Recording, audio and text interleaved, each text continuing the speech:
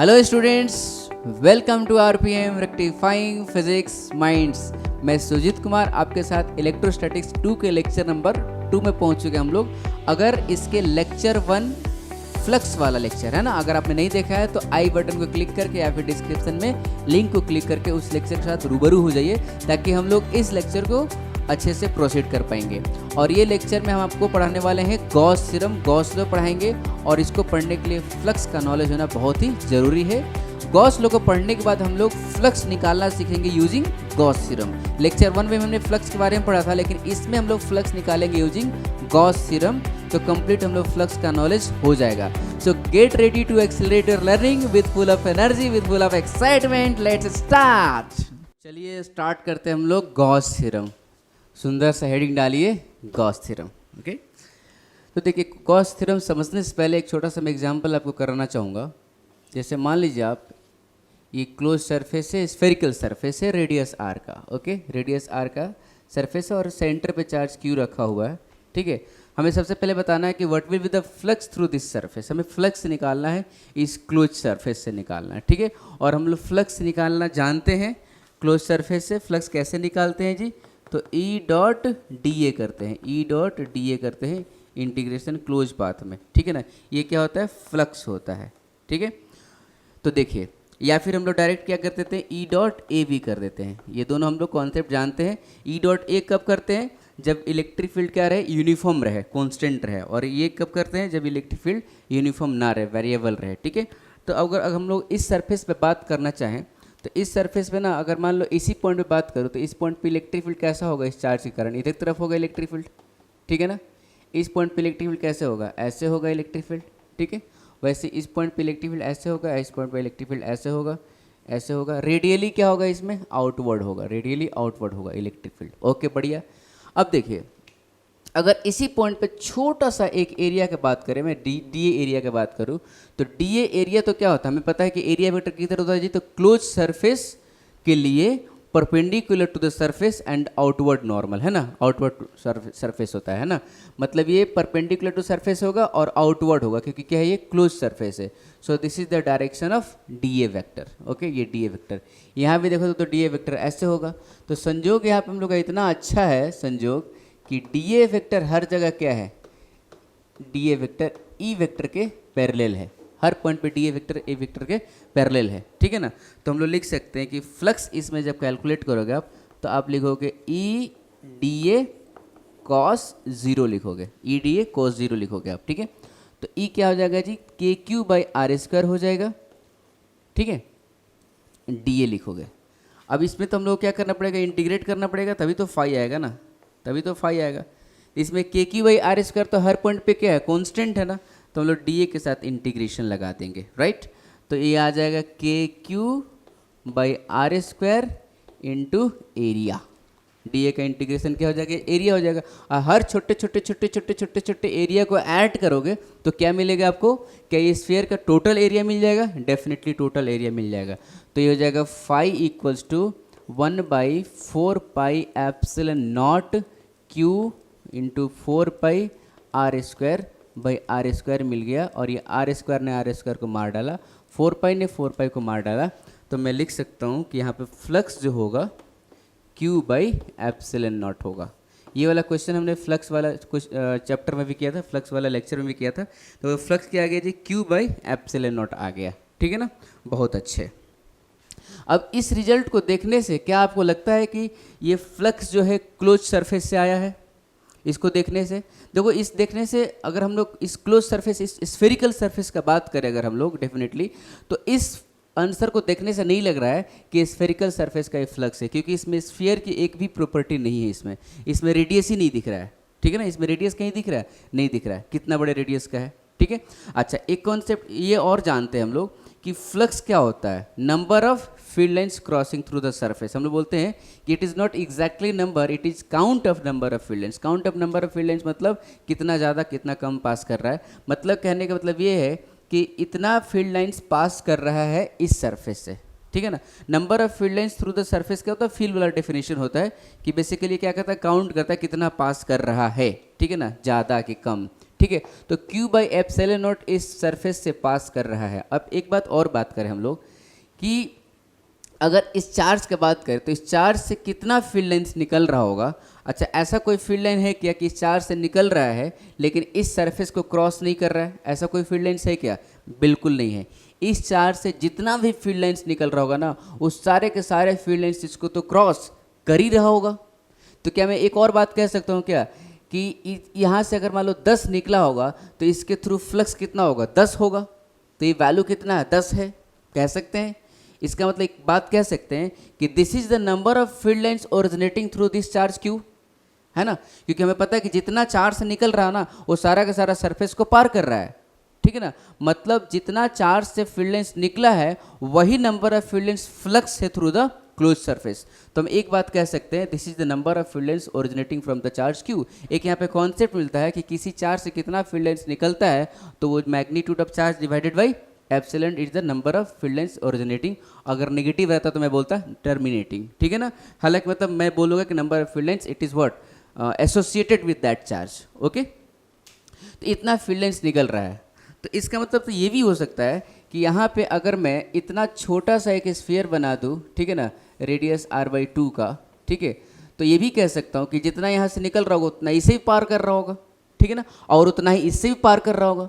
तो क्या मैं ऐसा कह सकता हूँ क्या कि इससे जो फ्लक्स होगा उतना ही इससे भी फ्लक्स होगा, है कि नहीं। तो ये जो फ्लक्स होगा इस सरफेस से भी कितना होगा? Q बाई एप्सिलॉन नॉट ही होगा, ठीक है। हमें तो नंबर ऑफ फील्ड लाइन्स की बात कर रहे हैं ना।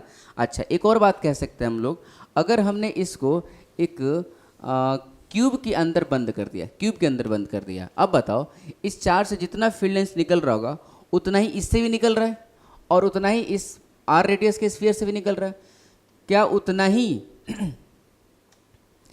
ही इस क्यूब से भी निकल रहा होगा? डेफिनेटली निकल रहा होगा। क्यूब के अंदर ही तो चार्ज है ना, तो जितना इस छोटे वाले स्फीयर से निकला उतना ही इतने से भी निकला, उतना ही इससे भी निकलेगा। तो हम ये भी कह सकते हैं इस क्यूब के थ्रू भी फ्लक्स क्या होगा? Q बाई एप्सिलॉन नॉट ही होगा, क्योंकि इसमें कोई भी रेडियस का बात ही नहीं किया है। तो क्या मैं ऐसा कह सकता हूँ क्या कि flux through close surface is independent from the shape? कैसा शेप उससे मतलब नहीं है, सिर्फ मतलब क्या है कि उसके अंदर में कितना चार्ज है। Q चार्ज है तो Q by epsilon not is what? Flux. आई बात समझे ना। मतलब ये है कि क्लोज सरफेस का मतलब तो ये भी हो सकता है, ऐसा भी कर दूंगा अगर, और इस पॉइंट पे चार्ज रख दूंगा तो फ्लक्स कितना आएगा? Q बाई एप्सिलॉन नॉट आएगा, ठीक है ना। अगर मान लो सिलेंड्रिकल रख दिया, सिलेंड्रिकल सरफेस रख दिया और यहाँ पे चार्ज Q रखा तो इसके थ्रू भी फ्लक्स क्या आएगा? Q बाई एप्सिलॉन नॉट आएगा, ठीक है ना। आप ऐसा भी कर दो, ऐसा भी कर दो, तो यहाँ पे चार्ज Q रखोगे तो Q बाई एप्सिलॉन नॉट इससे फ्लक्स आएगा। मतलब इस बाउंड्री लाइन से कितने नंबर ऑफ फील्ड लाइन्स बाहर आ रहे हैं? तो Q बाई एप्सिलॉन नॉट बाहर आ रहे हैं। इस बाउंड्री लाइन से भी कितने आ रहे हैं? Q by epsilon not. इस बाउंड्री, क्या ये बाउंड्री लाइन के शेप पे डिपेंड करता है कि बाउंड्री लाइन कैसा है उस हिसाब से निकलेगा? नहीं, बाउंड्री लाइन कैसा भी हो, जितना बाहर आना होगा उतना ही आएगा, है कि नहीं। ये तो पाकिस्तान इंडिया के बाउंड्री की तरह हो गया, है कि नहीं। आप इंडिया पाकिस्तान का बाउंड्री, अपने देश का बाउंड्री कैसा भी कर लो, पाकिस्तान से जितने आतंकवादी आने हैं उतने ही आएंगे, है कि नहीं। मतलब आप कैसा भी बाउंड्री लाइन कर लो, आतंकवादी जितने निकलने उतने ही आने वाले, शेप पे डिपेंड नहीं करेगा, ठीक है ना। आजकल आप चाइना के लिए बात कर सकते हो कि उनको बाउंड्री से मतलब नहीं रहता, कैसा है बाउंड्री उनको तो घुसना ही है ना। तो कहने का मतलब ये कि आप ऐसा स्फेरिकल बना लो, चाहे सिलेंड्रिकल बना लो, चाहे क्यूब बना लो, जितना फील्ड लाइन्स बाहर निकल रहा उतना तो निकलेगा ही। नंबर ऑफ फील्ड लाइन्स इससे बाहर निकलना इस सरफेस पे डिपेंड नहीं कर रहा है, बस इस बात पे डिपेंड कर रहा है कि बंद होना चाहिए। तो बंद रहेगा तो फ्लक्स जो होगा Q बाई एप्सिलॉन नॉट होगा, ओके। चलिए एक और एग्जांपल देखते हैं हम लोग। जैसे मान लीजिए कि मैंने ये स्फीयर लिया, ठीक है ना, और चार्ज मैंने यहाँ पे रखा, Q चार्ज रखा, ठीक है। तो मैं चाहता हूँ कि what will be the flux through this close sphere, close surface due to this charge. तो आप इसका फील्ड लाइन्स ड्रॉ करिए, तो इसका फील्ड लाइन्स ऐसे ऐसे होगा, ठीक है ना, इधर भी होगा, इधर चारों तरफ होगा, लेकिन हम लोग इसको देख रहे हैं। तो बताइए इस स्फीयर में कितना लाइन्स एंट्री किया है? तो कितना लाइन एंट्री किया जी? 3 लाइन एंट्री किया, ठीक है ना। और बाहर कितना निकला है? तो 3 ही निकला है, ठीक है। तो बताओ नेट फील्ड लाइन्स इसको क्रॉस कितना किया? नेट कितना किया? अरे जितना एंट्री किया उतना ही बाहर निकला, जितना घुसा उतना बाहर निकल गया। तो नेट कितना हुआ फील्ड लाइन्स से क्रॉसिंग थ्रू द सरफेस? 0 हुआ। तो यहाँ मैं बोलूँगा कि flux through this surface due to this outside charge, इसको बोलेंगे विल बी 0, क्या होगा जी, ज़ीरो होगा। ओके, मतलब हमें समझ में आ रहा है कि बाहर में अगर चार्ज रहेगा ना तो क्लोज सरफेस से फ्लक्स कितना आएगा, ज़ीरो आएगा। ठीक है ना। एक छोटा सा और एग्जांपल आपको दिखाना चाहूँगा। जैसे मान लो, हम लोग जानते हैं इस बात को अच्छे से जानते हैं, फ्लूइड में भी आप पढ़े होंगे कि अगर मान लो ऐसे पानी इसमें घुस रहा है, ये पाइप है, सिलेंड्रिकल पाइप है, और यहाँ से पानी क्या हो रहा है जी, बाहर निकल रहा है। ठीक है, तो हमें पता है कि यहाँ से अगर 10 लीटर 1 सेकेंड में बाहर निकल रहा होगा, 10 लीटर 1 सेकेंड में बाहर निकल रहा होगा, मतलब 10 लीटर पर सेकेंड इसका फ्लो है, तो डेफिनेटली यहाँ पे 10 लीटर पर 1 सेकेंड में एंट्री कर रहा होगा। तभी तो मैं कल से 10 लीटर पर सेकेंड बाहर निकल रहा है, इसका मतलब ये होगा कि 10 लीटर पर सेकेंड एंट्री कर रहा होगा। या फिर इसका उल्टा भी कह सकते हैं कि यहाँ पे 10 लीटर पर सेकेंड घुस सकता है। 1 सेकेंड में 10 लीटर तभी घुसेगा जब यहाँ से 1 सेकेंड में 10 लीटर बाहर निकल रहा होगा। लॉजिक है ये तो। 1 सेकेंड में 10 लीटर यहाँ बाहर निकलेगा तभी तो भाई साहब घुसेगा। तो हम ये कह सकते हैं ना कि इनफ्लो और आउटफ्लो क्या है, सेम है। इनफ्लो और आउटफ्लो क्या है जी, सेम है। तो मैं बोलूँगा कि नेट फ्लो क्या है, तो नेट फ्लो कितना है जी, ज़ीरो है। ठीक है ना। एग्जाम्पल नंबर 2 देखिए। जैसे मान लीजिए कि ऐसे मैंने लिया सिलेंड्रिकल पाइप, वही वाला पाइप था, सब कुछ सही चल रहा था, मस्त चल रहा था एकदम, ऐसे है। ठीक है ना, 10 लीटर पर सेकेंड। ठीक है, यहाँ पे 10 लीटर पर सेकेंड बाहर निकला। ठीक है, ऐसे बाहर निकला। लेकिन क्या किया इस बार मैंने, यहाँ पे एक इनसाइड सोर्स लगा दिया, एक अलग से भी पानी यहाँ पे घुस सकता है। ठीक है ना, इधर से मैंने इनसाइड एक सोर्स लगा दिया। ठीक है, इसके अलावे। ठीक है, और यहाँ से जो पानी घुस रहा है ना, ये है 2 लीटर पर सेकेंड। ठीक है, अब मुझे बताओ अब कि व्हाट इज इनफ्लो। इनफ्लो कितना है, तो इनफ्लो 10 लीटर पर सेकेंड है। और आउटफ्लो कितना है जिस बार, क्या 10 लीटर पर सेकेंड ही है, बताओ। आउटफ्लो 10 लीटर पर सेकेंड नहीं है। देखो आउटफ्लो कितना है, इसका 10 जब जा रहा है तो 10 तो है ही, लेकिन यहाँ से 2 लीटर जो निकल आ रहा है ना, एंट्री कर रहा है, इनसाइड है। ठीक है, तो 2 लीटर बाहर निकल रहा है। यहाँ पे टोटल आउटफ्लो कितना हुआ, ये नहीं होगा, कितना होगा जी, 12 लीटर पर सेकेंड, 12 लीटर पर सेकेंड पानी बाहर निकल रहा होगा। ऐसा क्यों हुआ? तो एक हमने इनसाइड सोर्स तैयार कर दिया, एक हमने क्या किया, अंदर में भी एक सोर्स बना दिया पानी का। ठीक है ना, इस पाइप के अंदर में एक सोर्स बना दिया पानी का। अब मैं आपसे पूछूंगा कि व्हाट इज इनफ्लो, तो आप बोलोगे सर इनफ्लो जो होगा ना 10 लीटर पर सेकंड होगा। एंड व्हाट इज आउटफ्लो, तो आप बोलोगे सर आउटफ्लो जो है ना 12 लीटर पर सेकंड है। तो व्हाट इज नेट फ्लो, बताइए नेट फ्लो क्या होगा? तो नेट फ्लो होगा कितना, 2 लीटर पर सेकंड होगा, है कि नहीं? अरे नेट फ्लो कितना होगा, 2 लीटर पर सेकंड होगा। अच्छा एक चीज और हम लोग कह सकते हैं, तो घुसा 10 निकला बाहर, नेट कितने आया, 2 आया। क्या दो ही इनसाइड सोर्स से आ रहा है क्या? ये अगर नहीं रहता तो नेट फ्लो क्या आता है, 0 आता। मतलब ये नेट फ्लो सिर्फ और सिर्फ इसके कारण आ रहा है, ये वाला तो कैंसिल कर दे रहा है इसको, सिर्फ और सिर्फ इसके कारण आ रहा है। तो मैं आपको ये बताना चाहूँगा कि नेट फ्लो जो हो रहा है पानी का, वो सिर्फ और सिर्फ इनसाइड सोर्स के कारण आ रहा है। वो सिर्फ और सिर्फ किसके कारण आ रहा है जी, इनसाइड सोर्स के कारण आ रहा है। ठीक है ना, आउटसाइड से जो आ रहा है पानी ना, उससे नेट फ्लो नहीं आ रहा है। अब मैं रिप्लेस करूंगा पानी के फ्लो को फ्लक्स से। ठीक है, देखो ये पानी का फ्लो जा रहा है, हम बोलेंगे कि ये क्या है, इलेक्ट्रिक फील्ड लाइंस एंट्री कर रहा है। तो इलेक्ट्रिक फील्ड लाइंस जो बाहर से एंट्री किया है उतना ही क्या हो गया, बाहर निकल गया। जो इसे एंट्री किया ये बाहर निकल गया। तो net electric field lines crossing through this close surface कितना आया, 0 आया।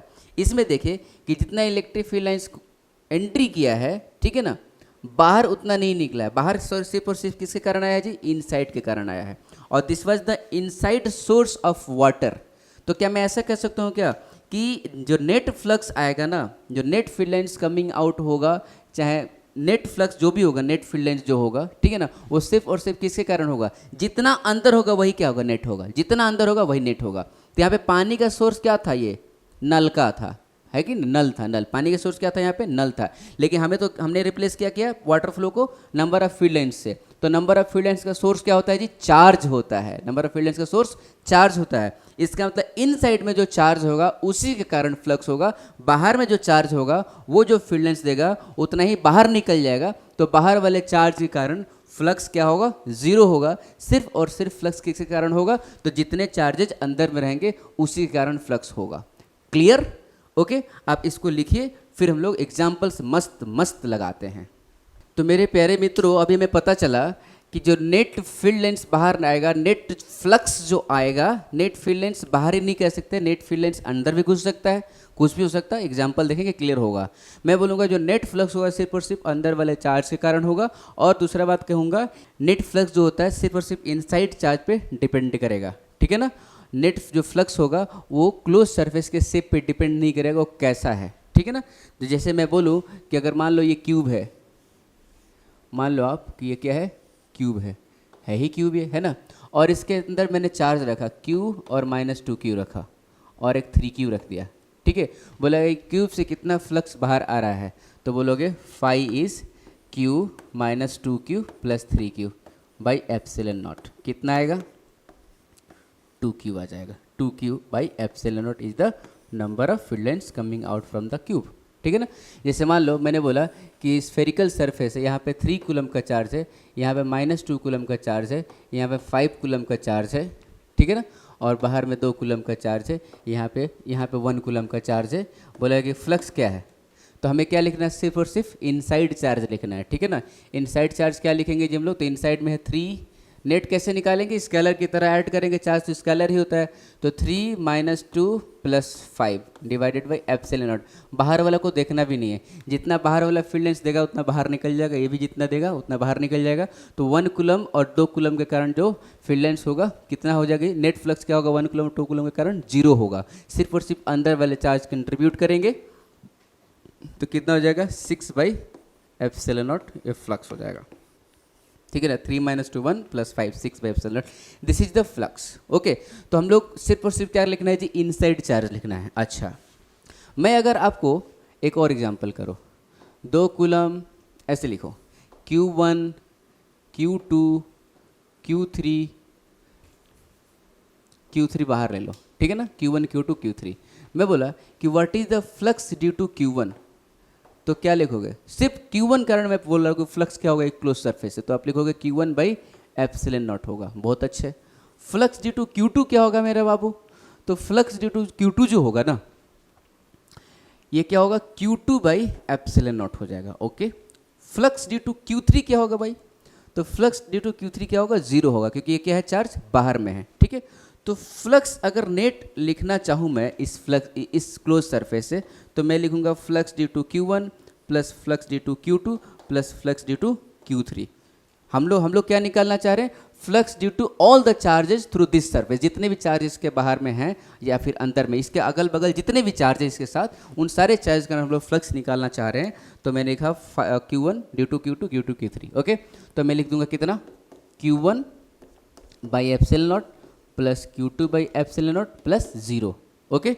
तो मैं यहाँ पे लिख देता हूँ कि phi net is what, Q1 + Q2 by epsilon not, है ना। अब देखिए, this is the flux due to through this surface, this is the flux through this surface, ठीक है ना। लेकिन आप इसमें एक चीज़ देखोगे कि सिर्फ इसमें Q1 और Q2 ही इन्वॉल्व हो रहा है, Q3 नहीं हो रहा है। क्यों होगा Q3, क्योंकि Q3 करंट ऑफ फ्लक्स तो क्या है, 0 है, तो Q3 तो इन्वॉल्व होगा ही नहीं, ठीक है ना। तो अगर आपसे मैं बोलना चाहूँ कि flux through this surface is depending only Q1 and Q2, तो सही है, डेफिनेटली सही है। अगर Q2 को Q1 को चेंज कर दूंगा तो फाइनेट क्या हो जाएगा, चेंज हो जाएगा, ठीक है ना। लेकिन अगर बोलना चाहूँ कि this flux Q1 + Q2 by epsilon not, Q1 + Q2 by epsilon not is flux due to Q1 and Q2 only, मतलब ये जो फ्लक्स है ना Q1 + Q2 by epsilon not, ये सिर्फ Q1 और Q2 कारण आया है। गलत या सही, गलत। ये जो फ्लक्स है ना Q1 + Q2 by epsilon not जो आया है ना, देखो ये तीनों को ऐड किया हूँ तब आया है।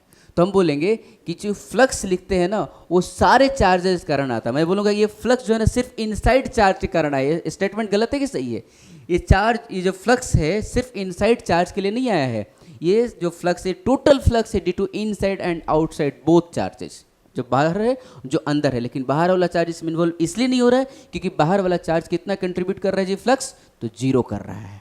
आई बात समझ ना, बाहर वाला फ्लक्स कितना कंट्रीब्यूट कर रहा है, 0 कर रहा है। तो जनरल फॉर्मूला अगर लिखना चाहूँ तो मैं लिख दूंगा फ्लक्स थ्रू क्लोज सरफेस, ठीक है, लिखूंगा Q नेट इन मतलब inside, Q net inside by epsilon not. बस आपको नेट चार्ज निकालना है इनसाइड में कितना है वो फ्लक्स आ जाएगा। और ध्यान रखना कि ये जो फ्लक्स होता है वो क्या होता है, बाहर और अंदर दोनों चार्जेस का कारण होता है। ठीक है ना, चलिए लिखिए, मैं इसको मिटाऊंगा और देखते एग्जाम्पल हम लोग। मान लीजिए कि ये Q1 है, ये Q2 है और ये Q3 है। ठीक है, तो फ्लक्स कितना होगा इस क्लोज सरफेस से, तो Q1 plus Q2 plus Q3 by epsilon not हो जाएगा। ओके, और एग्जाम्पल देखो, जैसे मान लो यहाँ पे मैंने लिख दिया Q3, यहाँ पे लिख दिया Q1, यहाँ पे लिख दिया Q2। ठीक है, अब यहाँ पे 5 क्लोज क्या होगा, तो Q1 plus Q2 plus Q3 by epsilon, निश्चित रूप से यही होगा ना।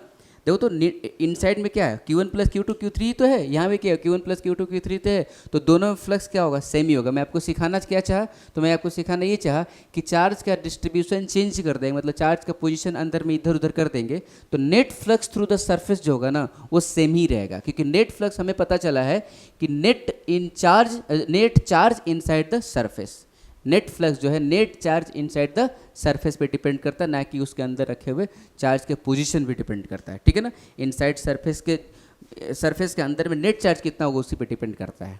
ठीक है ना, तो अब देखिए, अब इसी बात को हमने तो बहुत सारे एग्जांपल कर लिए, इसी बात को हमारे गॉस ने बोला। गॉस ने क्या बोला जी, कि गॉस ने बोला कि फाई क्लोज जो होता है वो होता है Q net inside by epsilon not होता है। इसी बात को क्या बोला जी, गॉस ने बोला। हम लोग तो जानते थे, मैथमेटिकल में निकालने आता है हम लोगों को। ठीक है ना, हम लोग निकालने आता है कि फ्लक्स क्या होता है, तो इस पर हमने बहुत सारे पीएचडी कर लिए, बहुत सारे एग्जांपल्स देख लिए। अब इसी बात को क्या बोला, गॉस ने बोला, तो इसी को हम लोग क्या बोलते हैं, गॉस थ्योरम। गॉस थ्योरम क्या बोलता है, through any close surface net flux is net charge inside the surface divided by epsilon not. It is ratio of net charge inside the surface and permittivity of medium. ठीक है ना, अब ये तो free space है तो free space लिखा रहेगा, और मीडियम लिखा रहेगा तो Q net inside by epsilon कर देंगे। ठीक है ना, हम लोग ऐसे भी तो लिख सकते हैं ना, Q net inside divided by epsilon R into epsilon लिख सकते हैं, है कि नहीं। अरे पढ़े तो है ना, मैंने खुद पढ़ाया है।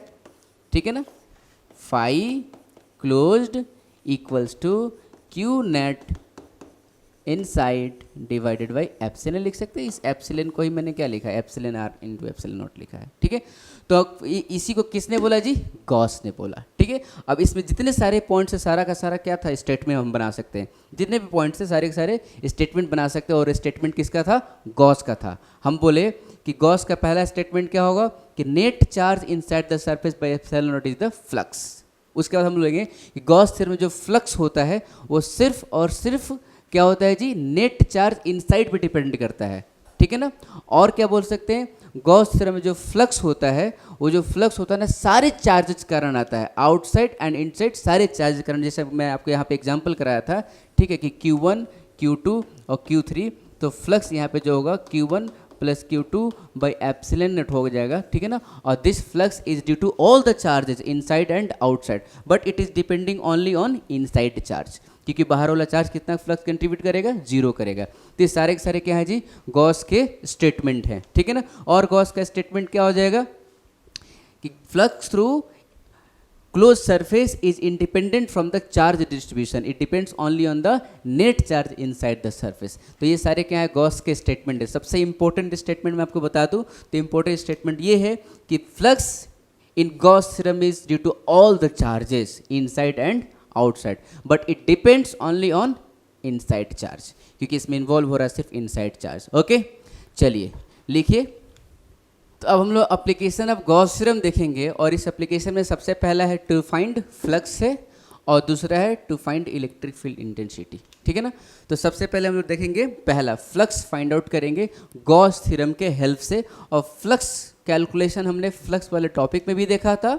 ठीक है ना, और इसमें भी देखेंगे गॉस थ्योरम के हेल्प से कैसे निकालेंगे। कुछ क्वेश्चंस ऐसे हैं जहाँ पे सिर्फ E.A करने से थोड़ा परेशानी होती है, लेकिन गॉस थ्योरम क्या करता है, वो आसान कर देता है, क्योंकि हमें तो स्टेटमेंट आसान लग ही गया। सिर्फ ये क्या बोलता है भाई साहब, कि बस आप ऐड कर दो, कुछ E.A करने की जरूरत नहीं, बस आप ऐड कर दो इनसाइड का, डिवाइडेड बाई एप्सिलॉन नॉट, क्या हो जाएगा, फ्लक्स हो जाएगा। ओके, तो देखिए, तो गॉस थ्योरम तो सिर्फ और सिर्फ क्लोज सरफेस से ही फ्लक्स दे सकता है, क्लोज सरफेस से ही फ्लक्स दे सकता है।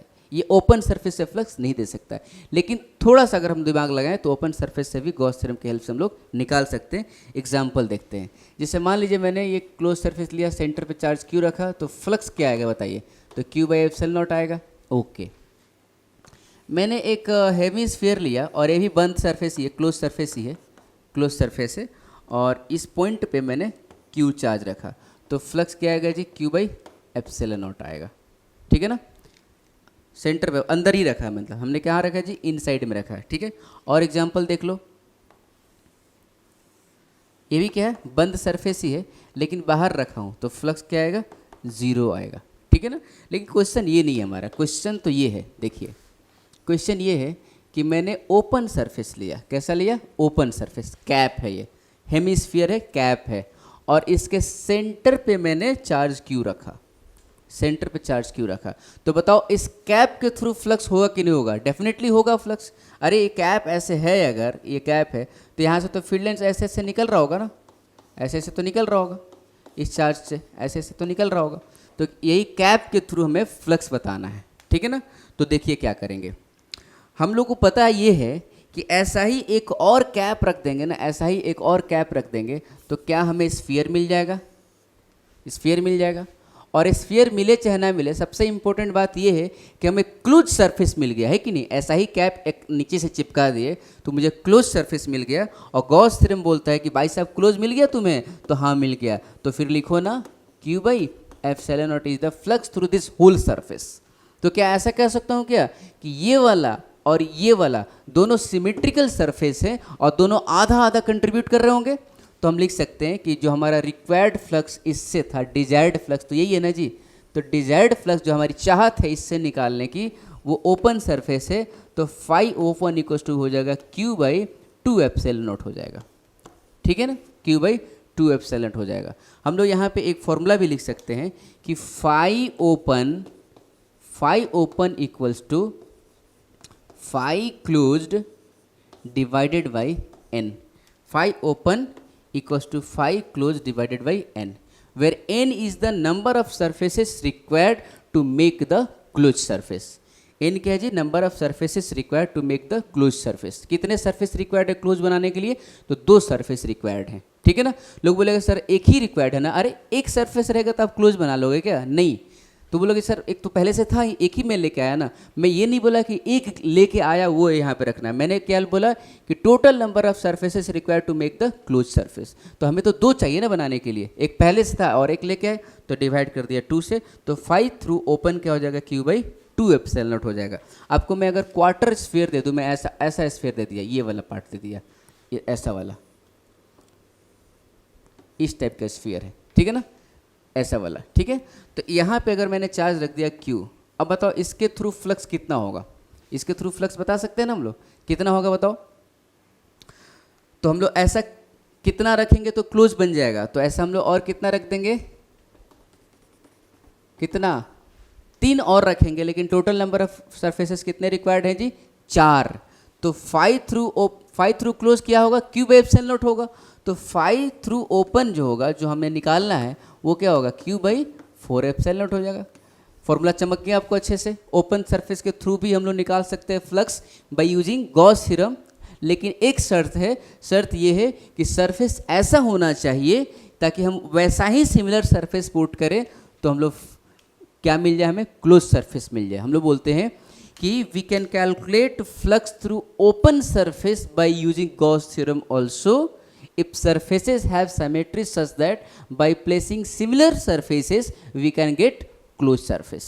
ठीक है ना, हमें ऐसा सरफेस होना चाहिए कि वैसा ही सरफेस और रख देंगे तो क्लोज मिल जाएगा, तो हम लोग गॉस थ्योरम का मस्त यूज़ कर सकते हैं। ठीक है ना, गॉस थ्योरम का यूज़ कर सकते हैं भाई साहब। चलो ठीक है, और थोड़ा सा एग्जाम्पल करते हैं हम लोग, हौले हौले अपने कॉन्सेप्ट को एक्सटेंड कर रहे हैं। ठीक है, क्यूब प्रॉब्लम करेंगे। क्यूब प्रॉब्लम करने से पहले ये वाला एक प्रॉब्लम कर लो। ये क्या है? कोन है, ठीक है ना, और कोन के सेंटर पे एक चार्ज रखा हुआ है Q। बताइए तो इस कोन से कितना फ्लक्स होगा? कर लो, फटाक से करो। ठीक है, तो मैं कह सकता हूँ कि अरे कोन है तो ऐसा, अच्छा कोन देखा है ना, आइसक्रीम खाए हो ना, आइसक्रीम है ना, हाँ आइसक्रीम खाए हम लोग। ठीक है, तो Q, अब हमें एक और कोन ऐसा ही ऐसे चिपका दिए, ऊपर से टोपी था, अब नीचे से भी टोपी पहना दिए, है ना। तो नीचे से भी टोपी पहना दिए, कोन लगा दिए, तो हमें क्लोज मिल गया, ठीक है। तो 5 थ्रू क्लोज कितना होगा, क्यू बाई एप्सिलॉन नॉट। तो यहाँ पे 5 थ्रू ओपन मतलब डिजायर्ड फ्लक्स जो इस कोन से था, तो क्या होगा, क्यू बाई एप्सिलॉन नॉट तो क्लोज हो गया, डिवाइडेड बाई 2 कर देंगे। अरे सिंपल सी बात है यार, देसी तरीका है। देसी तरीका क्या है कि 2 है ना तो आधा आधा कर रहा होगा, तो क्यू बाई 2 कर दिया। यहाँ पे 4 है ना तो ये कितना कर रहा होगा, 1/4 कर रहा होगा। यहाँ पे 2 है ना तो ये कितना कर रहा होगा, 1/2 कर रहा होगा। कौन सी बड़ी बात है इसमें, है ना। लिखो इसको, फिर और एग्जाम्पल करते हैं। अब हम लोग करेंगे क्यूब प्रॉब्लम्स, ठीक है ना। क्यूब प्रॉब्लम्स, एक क्यूब है, क्यूब देखा है ना जीवन में, बक्सा है ना, बॉक्स। बचपन में क्यूब बनाना हम लोग सीखते थे खूब, हमने भी बचपन में सीखा था, ऐसे ही बनाते थे, अभी तक वही तरीका है बनाने का, ठीक है। खैर, तो देखो क्यूब है और पहला क्वेश्चन ये है कि if charge is placed at centre, centre of cube पे चार्ज क्यू रखा है ना, सेंटर ऑफ क्यूब पे चार्ज क्यू रखा गया, इसके सेंटर पर रखा गया, तो what is the flux through cube. इस पूरे क्यूब से फ्लक्स कितना होगा, तो क्या बोल दोगे, क्यूब के अंदर कितना चार्ज है जी, क्यू है, तो आप बोल दोगे आंसर सर होगा ना वो क्यू बाई एप्सिलॉन नॉट होगा, ठीक है ना। ओके, अब अगर मैं बोलूं कि what is the flux through each faces, एक फेस से कितना होगा फ्लक्स, इस फेस से कितना फ्लक्स होगा, इससे कितना होगा, इससे कितना होगा, इससे कितना होगा, इससे कितना होगा, उधर से कितना होगा। क्यूब में कितने फेस होते हैं जी, 6 फेसेस होते हैं, ठीक है। एक ये हो गया, एक ये हो गया, ठीक है, एक ये हो गया, एक ये हो गया, एक ऊपर एक नीचे, ये और ये, ठीक है ना। तो इस फेसेस से फ्लक्स निकालना हमें, ठीक है। तो क्या सेंटर पे अगर ये रखा हुआ है तो सारे सरफेसेस से सेम दूरी पे है। अगर मान लो ये फेस का मैं अगर बात करूँ, ठीक है, तो इसके लिए यहाँ पे a/2 दूरी पे होगा, ठीक है ना। अगर इस फेस का अगर मैं बात करूँ तो इसके लिए भी a/2 दूरी पे होगा, ठीक है ना। सारे सरफेसेस से a/2 दूरी पे है, तो जितना ये कर रहा होगा उतना ही ये कर रहा होगा, उतना ही ये कर रहा होगा, उतना ये कर रहा होगा, ये कर रहा होगा, ये कर रहा होगा, सारे के सारे सेम फ्लक्स निकल रहा होगा सारे सरफेसेस से। लेकिन हमें पता है कि टोटल कितना है, क्यू बाई एप्सिलॉन नॉट है, ठीक है ना। तो सारे के सारे इक्वल कंट्रीब्यूट कर रहे हैं और सब मिलके कितने कर रहे हैं जी, क्यू बाई एप्सिलॉन नॉट कर रहे हैं। मतलब क्या करेंगे, 6 से डिवाइड कर देंगे हम लोग, ठीक है। तो क्या आ जाएगा, क्यू बाई 6 एप्सिलॉन नॉट आ जाएगा, 5 थ्रू 1 फेस। 5 थ्रू 1 फेस कितना आ जाएगा जी, क्यू बाई 6 एप्सिलॉन नॉट, एक फेस के थ्रू जो फ्लक्स आएगा, ठीक है ना। फिर सबको ऐड कर देंगे तो टोटल फ्लक्स कितना आएगा, क्यू बाई एप्सिलॉन नॉट आएगा। सिंपल सा बात है ये तो, ठीक है ना। चलिए, तो ये था पहला क्वेश्चन, ओके। दूसरा क्वेश्चन देखते हैं। दूसरा क्वेश्चन बोला कि चार्ज जो है ना इसके फेस पे ही रख दिया गया, इसके फेस पे चार्ज रखा गया, इसके फेस पे चार्ज रखा गया। क्या कहाँ रखूँ, ऊपर रख दूँ क्या, चलो टॉप पे रख देता हूँ, इस फेस पे कहीं भी चार्ज रखो तो कोई दिक्कत नहीं है। फेस पे चार्ज रखा गया, ठीक है। तो बोला गया कि what is the flux through cube, इस क्यूब के थ्रू फ्लक्स कितना होगा। तो फिर से बात वही आ गया, अगर क्यूब है और क्यूब के फेस पे रखा हुआ, ऊपर में चार्ज रखा हुआ है, तो ये ओपन हो गया ना जी, चार्ज तो दिख रहा है ना अब तो, ठीक है। तो और कितना क्यूब लेके आए कि वो बंद हो जाए, ठीक है ना। जैसे मान लो कि ये हमारे पास डब्बा है, ये डब्बा है और इसके फेस पे यहाँ पे चार्ज रखा हुआ है, यहाँ पे चार्ज रखा हुआ है, ठीक है ना। तो इस डब्बे के थ्रू फ्लक्स बताना है, ठीक है ना, इस डब्बे के थ्रू फ्लक्स बताना है। तो क्या करूँगा मैं, इस डब्बा के ऊपर एक और डब्बा ऐसा रख दूंगा, तो क्या वो चार्ज इस पूरे सिस्टम के अंदर आ जाएगा। देखो क्यूब तो यही है और यहीं पे चार्ज रखा हुआ है, ठीक है। तो मैंने क्या किया ना, इसके ऊपर भी एक क्या कर दिया, क्यूब रख दिया, ठीक है।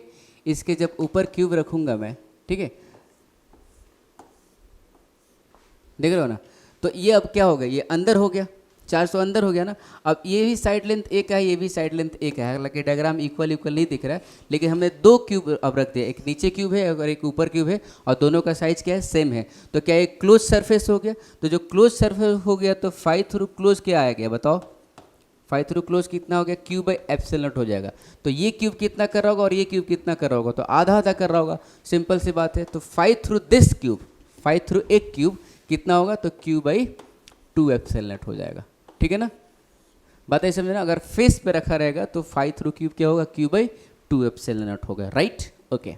अब देखिए, अगर हमने चार्ज रखा है, एज पर रखा है, ठीक है ना, इस एज पे रख दिया, एक साइड पे चार्ज क्यू रखा, ठीक है। तो अब कितना क्यूब रखे हम लोग कि क्या हो जाए, कितना क्यूब रखे हम लोग कि फ्लक्स, सॉरी, कितना क्यूब रखे हम लोग कि ये चार्ज अंदर दिखने लगे। अभी भी क्या है, बाहरी है, अब ये क्या है, क्लोज के लिए हो गया, देखो ऐसे हो गया। यहाँ पे रखा हुआ है, इस पॉइंट पे रखा हुआ है।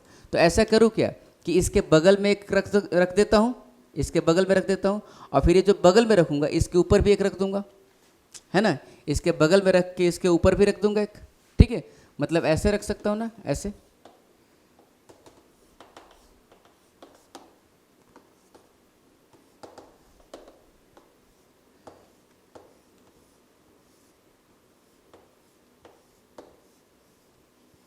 ऐसे बगल में रख दिया, और एक क्या कर दूंगा, ऊपर में रख दूंगा, ठीक है ना। अब देखो तो क्या ये अंदर आ गया, ये वाला अंदर आया कि नहीं आया, देखो तो। अब तो हमने क्या किया ना कि एक ये एज था और इसके बगल में रखा, और इस जो बगल में रखेंगे इसको ऊपर भी रखा एक, और इसके ऊपर भी रख दिया, तो ये तो अंदर में आ गया, अब तो क्यूब के अंदर में आ गया, ठीक है। तो इस फाई थ्रू क्लोज क्या होगा, अभी भी क्यूब बाई एप्सिलॉन नॉट होगा। लेकिन ये कितने मिलके क्यूब बाई एप्सिलॉन नॉट कर रहे हैं, 4। हमें तो किसके थ्रू निकालना था, हमें तो इसके थ्रू निकालना था, हमें ये जो सिंगल है ना इसके थ्रू निकालना है। तो जब ये पूरा से क्यूब बाई एप्सिलॉन नॉट हो रहा है तो एक एक कितना कर रहे होंगे जी, cube by 4 epsilon not, cube by 4 epsilon not, cube by 4 epsilon not कर रहे होंगे, ठीक है ना। यही था, यही वाला था ना। और इसके एज पे रखा हुआ, तो इसके बगल में एक रखे, इसके ऊपर रखे और इसके ऊपर रखे। आपको डायग्राम से क्लियर समझ में आ रहा होगा, ठीक है। चलिए आइए, तो तीसरा क्वेश्चन देखते हैं, और इम्पोर्टेंट क्वेश्चन है। तीसरा क्वेश्चन ये कि इसके कॉर्नर पे मैं चार्ज रखा, ठीक है ना, इस कॉर्नर पे चार्ज रखा हूँ, ठीक है। तो फाई थ्रू क्यूब बताना है अगर कॉर्नर पे रखूँगा तो, ठीक है। तो कॉर्नर पे रखा, मान लो आप, मान लो कि इस कॉर्नर पे रखा हो ना, इधर वाले कॉर्नर पे, चाहे इस पे भी रखूँगा तो बात बराबर ही है, किसी कॉर्नर पे रख लो, क्या क्या दिक्कत है। मान लो इसी कॉर्नर पे अगर रखता हूँ चार्ज को, तो देखो अब पहले से ऑलरेडी 4 रख रखा हूँ, और इधर से भी एक और 4 चिपका दूंगा, तो क्या सेंटर पे आ जाएगा अंदर में, ठीक है। जैसे मान लो यहाँ पे अगर चार्ज रखूँगा तो एक तो क्यूब ये है, इसके बगल में रखा, और फिर इधर भी रखा और इधर भी रखा, तो नीचे में 4 हो गया, और ऊपर में और 4 रख देंगे तो क्या हो जाएगा, ये बंद हो जाएगा। देखो तो यहाँ पे अगर चार्ज रखूँगा तो 2 इधर, 2 ऊपर में है, इस 2 के ऊपर 2 और रख देंगे, तो कितने हो जाएंगे, 8 हो जाएंगे। सिंपल सी बात है, ये वाला क्यूब है, ठीक है, ये क्यूब है, और इसके सेंटर पे चार्ज रखा हूँ, यहाँ पे रखा हूँ, ठीक है। तो एक इधर रखूँगा, एक इधर रखूँगा, एक इधर रखूँगा, ये 4 हो गया, और 4 के ऊपर और 4 रख देंगे, यहाँ यहाँ यहाँ यहाँ, तो बंद हो गया। ये जो हो जाएगा पूरे सिस्टम के सेंटर पे आ जाएगा, ठीक है। तो इस सिस्टम में कितने चार्ज आए, सॉरी, इस सिस्टम में कितने क्यूब आए, तो 8 क्यूब आए हैं, और सब के सब इक्वल कंट्रीब्यूट कर रहे होंगे। तो एक क्यूब कितना कंट्रीब्यूट करेगा, तो cube by 8 epsilon not. Chemistry पढ़े होगे, NaCl स्ट्रक्चर सॉलिड स्टेट, ठीक है ना। ये जो होता है ना कॉर्नर वाला, ठीक है ना, कितना कंट्रीब्यूट करता है जी, तो क्यूब बाई 8 एप्सिलॉन नॉट, ठीक है ना। ओके, अब देखिए, अब इसमें एक और इम्पोर्टेंट क्वेश्चन मैं कराना चाहता हूँ। इम्पोर्टेंट क्वेश्चन ये है कि इस सेंटर, जैसे मैंने पहला क्वेश्चन किया था ना, पहला क्वेश्चन याद करो कि सेंटर पर रखा था तो पूरे क्यूब के थ्रू हमने फ्लक्स निकाला, ठीक है ना। उसके बाद बोला कि बताओ इच फेसेस से कितने होंगे, तो क्यूब बाई 6 एप्सिलॉन नॉट हुआ।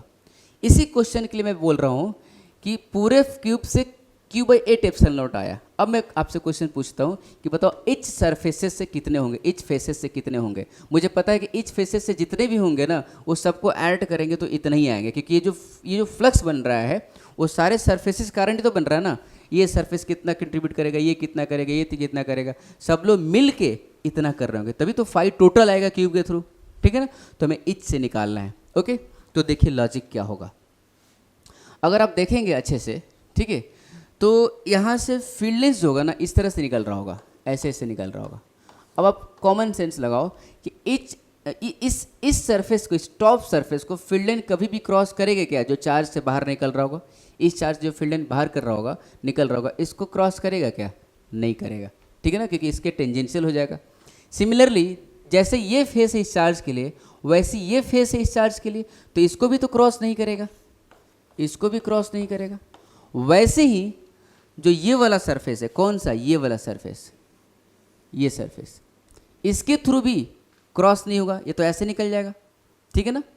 मतलब इस कॉर्नर के साथ जितने भी एडजेसेंट फेस हैं, ये वाला हो गया, ये ऊपर वाला हो गया, और ये वाला हो गया, ठीक है ना, इसके थ्रू फ्लक्स क्या होगा, 0 होगा, ठीक है ना। सिर्फ और सिर्फ किसके कारण होगा, तो इसके कारण, क्योंकि ऐसे जब जा रहा होगा तो इसको क्रॉस कर रहा होगा, इस नीचे वाला को क्रॉस कर रहा है, देखो ऐसे नीचे वाला क्रॉस कर रहा है, ठीक है ना। तो इसको किया, ठीक है ना, और किसको किया जी, नीचे वाला को किया, और उसको करेगा जो उधर की तरफ पीछे में होगा उसको करेगा, ठीक है ना। पीछे की तरफ होने का मतलब कौन सा, तो ये वाला, ठीक है। आप देख भी सकते हो, देखो यहाँ पे रखूँगा, यहाँ पे चार्ज रखूँगा, तो यहाँ पे चार्ज होगा तो इसको थोड़ी क्रॉस करेगा, तो इससे फ्लक्स क्या होगा, जीरो होगा। इसको क्रॉस करेगा कि इसको भी क्या करेगा, जीरो करेगा। यहाँ से जो फील्ड लाइन्स निकलेगा तो ऐसे निकल जाएगा, इसको क्रॉस नहीं करेगा। वैसे यहाँ से जो फील्ड लाइन निकलेगा इसको भी क्रॉस नहीं करेगा, इसको भी टेंजेंशियल हो जाएगा। तो क्रॉस किसको किसको करेगा, जब फील्ड लाइन निकल रहा होगा तो इसको कर रहा होगा, इस नीचे वाला को कर रहा होगा, और पीछे वाला को कर रहा होगा, ठीक है ना। तो कहने का मतलब ये है, इससे इससे इससे तो जीरो है। अच्छा, इस कॉर्नर के लिए ये सरफेस और पीछे वाला सरफेस सिमिलर सरफेस है। कैसे, देखो इस कॉर्नर से ए डिस्टेंस पे ये वाला है, इसी कॉर्नर से ए डिस्टेंस पे ये वाला है, और इसी कॉर्नर से ए डिस्टेंस पे ये वाला फेस है, ठीक है। तो हम कह सकते हैं इस कॉर्नर के लिए ये आपस में सिमिलर है, और इसी कॉर्नर के लिए कौन कौन सा, ये और पीछे वाला आपस में सिमिलर सरफेस है। मतलब इसके लिए ये तीनों आपस में सिमिलर फेसेस इसलिए हैं क्योंकि इससे तीनों से क्या हो रहा है, जीरो हो रहा है, हमें देखने को मिला। हम कह सकते हैं अगर सिमिलर है तो जितना फ्लक्स इससे होगा उतना ही इससे होगा, उतना ही इससे होगा। तो मुझे पता चल गया इससे जीरो है, मतलब तीनों से क्या होगा, जीरो है, ठीक है। उसके बाद मैं बोला कि ये वाला और ये वाला सिमिलर है, इसका मतलब ये होगा कि जितना इससे होगा उतना ही इससे होगा, और उतना ही पीछे वाला से होगा, ठीक है। और मुझे पता है कि जब इससे जीरो हो गया, इसका मतलब जो Q/8 एप्सिलॉन नॉट जो फ्लक्स आ रहा होगा वो पूरा का पूरा कौन कौन कंट्रीब्यूट कर रहा है, ये कर रहा है, पीछे वाला और ये कर रहा है, ठीक है ना। तो हम लोग कहेंगे कि जितना, थोड़ा नाम लिख दूं क्या, इसका नाम लिख देता हूँ, ठीक है ना, अच्छा लगेगा। ABCDEFGH, okay. तो मैं ऐसा करता हूँ, मैं लिख देता हूँ कि जो एडजेसेंट कॉर्नर है उसके थ्रू फ्लक्स कितना है, जीरो है। मतलब फ्लक्स थ्रू लिखता हूँ क्या क्या, ABCD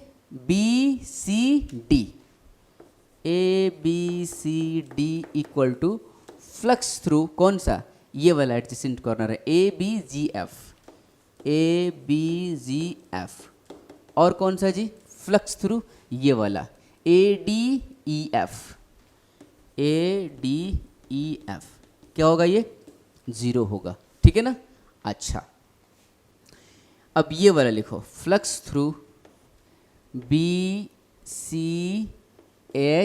और G, ये वाला सरफेस, ठीक है ना, इक्वल्स टू फ्लक्स थ्रू कौन सा, ये वाला, कौन क्या हो जाएगा जी,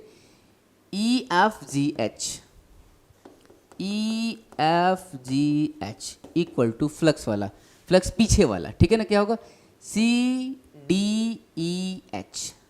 पीछे वाला वही है ना, CDEH, हाँ वही है पीछे वाला, फ्लक्स थ्रू CDEH, ठीक है ना। ये क्या होगा, तो देखो मुझे पता है कि टोटल कितना है, Q/8 एप्सिलॉन नॉट है, और ये तीनों इक्वल कर रहे हैं। इसका मतलब तीनों तीन पार्ट में डिवाइड कर रहे होंगे, 1/3 कर रहे होंगे, तो क्या हो जाएगा, Q/8 epsilon not divided by 3, ठीक है ना।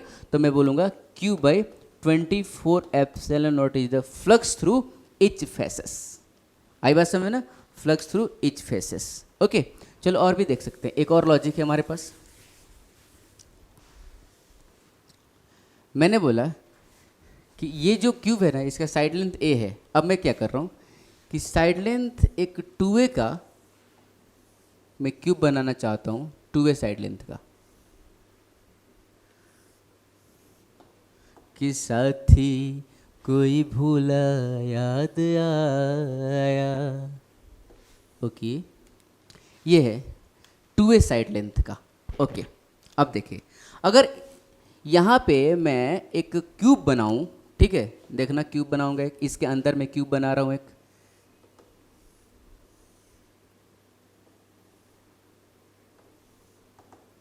एक क्यूब बनाया इसके अंदर, ठीक है। अब देखना, ये है क्यूब, ठीक है।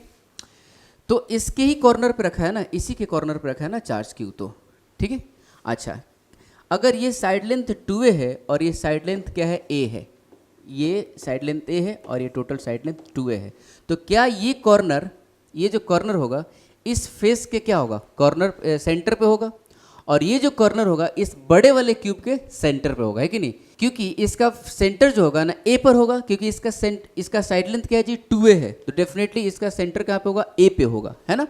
तो यहाँ से क्या है, ए साइड लेंथ का मैंने बनाया, तो मतलब ये जो चार्ज होगा ना इस बड़े वाले क्यूब का क्या होगा, सेंटर होगा। ओके, तो इस बड़े वाले क्यूब का सेंटर होगा, तो बड़े वाले क्यूब से फ्लक्स कितना होगा, क्यू बाई एप्सिलॉन नॉट होगा। और हमें पता है किसी क्यूब से अगर Q by epsilon not flux होता है तो ईच फेसेस से क्या होता है, जो क्यू बाई 6 एप्सिलॉन नॉट होते हैं, तो ईच फेसेस से क्या हो गया, क्यू बाई 6 एप्सिलॉन नॉट हो गया। कहने का मतलब ये है कि ये वाला जो सरफेस है ना, ये वाला, इसके लिए ये वाला जो है इससे कितना होगा, तो क्यू बाई 6 एप्सिलॉन नॉट होगा फ्लक्स। लेकिन हमें तो पता है क्या निकालना है, हमें तो इससे निकालना है, इससे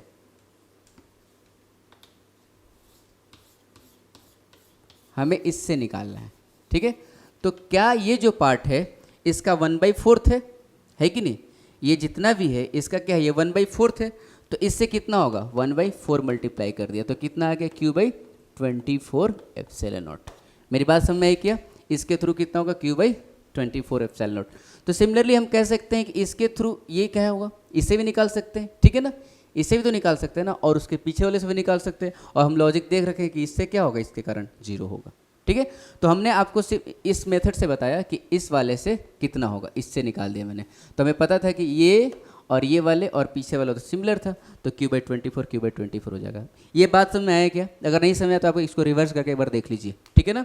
मैंने बोला कि इस फेस से क्यू बाई 6 होगा, तो ये वाला जो छोटा वाला क्यूब का जो साइड है, ए साइड लेंथ वाला जो है, ये तो ये पूरे का क्या है 1/4 है, ठीक है, तो 1/4 कर दिया। ओके, चलिए लिखिए और एग्जाम्पल करते हैं। तो चलिए अब हम लोग कॉन्सेप्ट देखेंगे सॉलिड एंगल का थोड़ा सा, ठीक है ना, कुछ स्टैंडर्ड क्वेश्चंस करने के लिए सॉलिड एंगल का जरूरत पड़ेगा इसमें, ठीक है। तो देख लेते हैं, जैसा कि आप जानते हैं कि प्लेन एंगल क्या होता है, तो प्लेन एंगल जो होता है ना, ये आर्क लेंथ एल है, ये रेडियस आर है, ये वाला थीटा है, तो प्लेन एंगल क्या लिखते हैं हम लोग, L/R लिखते हैं, this is plane angle, theta equals to L/R। और हम कहते हैं कि प्लेन एंगल जो होता है ना, ये आर्क लेंथ और रेडियस से इंडिपेंडेंट होता है। डेफिनेटली इंडिपेंडेंट होगा, क्यों इंडिपेंडेंट होगा, क्योंकि देखो अगर आप ये वाला लोगे ना, तो देखो ये रेडियस कहलाएगा, तो आप ये कह सकते हो कि लेंथ जब आर्क लेंथ आपने छोटा कर दिया तो रेडियस भी क्या हो गया, छोटा हो गया, ठीक है ना। लेकिन एंगल तो देखो, एंगल क्या है, वही है ना, आप इस वैल्यू को मत जाओ, L/R का रेशियो मत देखो, बस ये देखो कि एंगल तो नहीं बन रहा ना, ये छोटा ले लिया तो भी तो। अच्छा, मैं ऐसा शेप ले लूँ और इस पॉइंट को यहाँ पे मिला दिया और इस पॉइंट को यहाँ पे मिला दिया, तो भी क्या हुआ, सेम ही हुआ।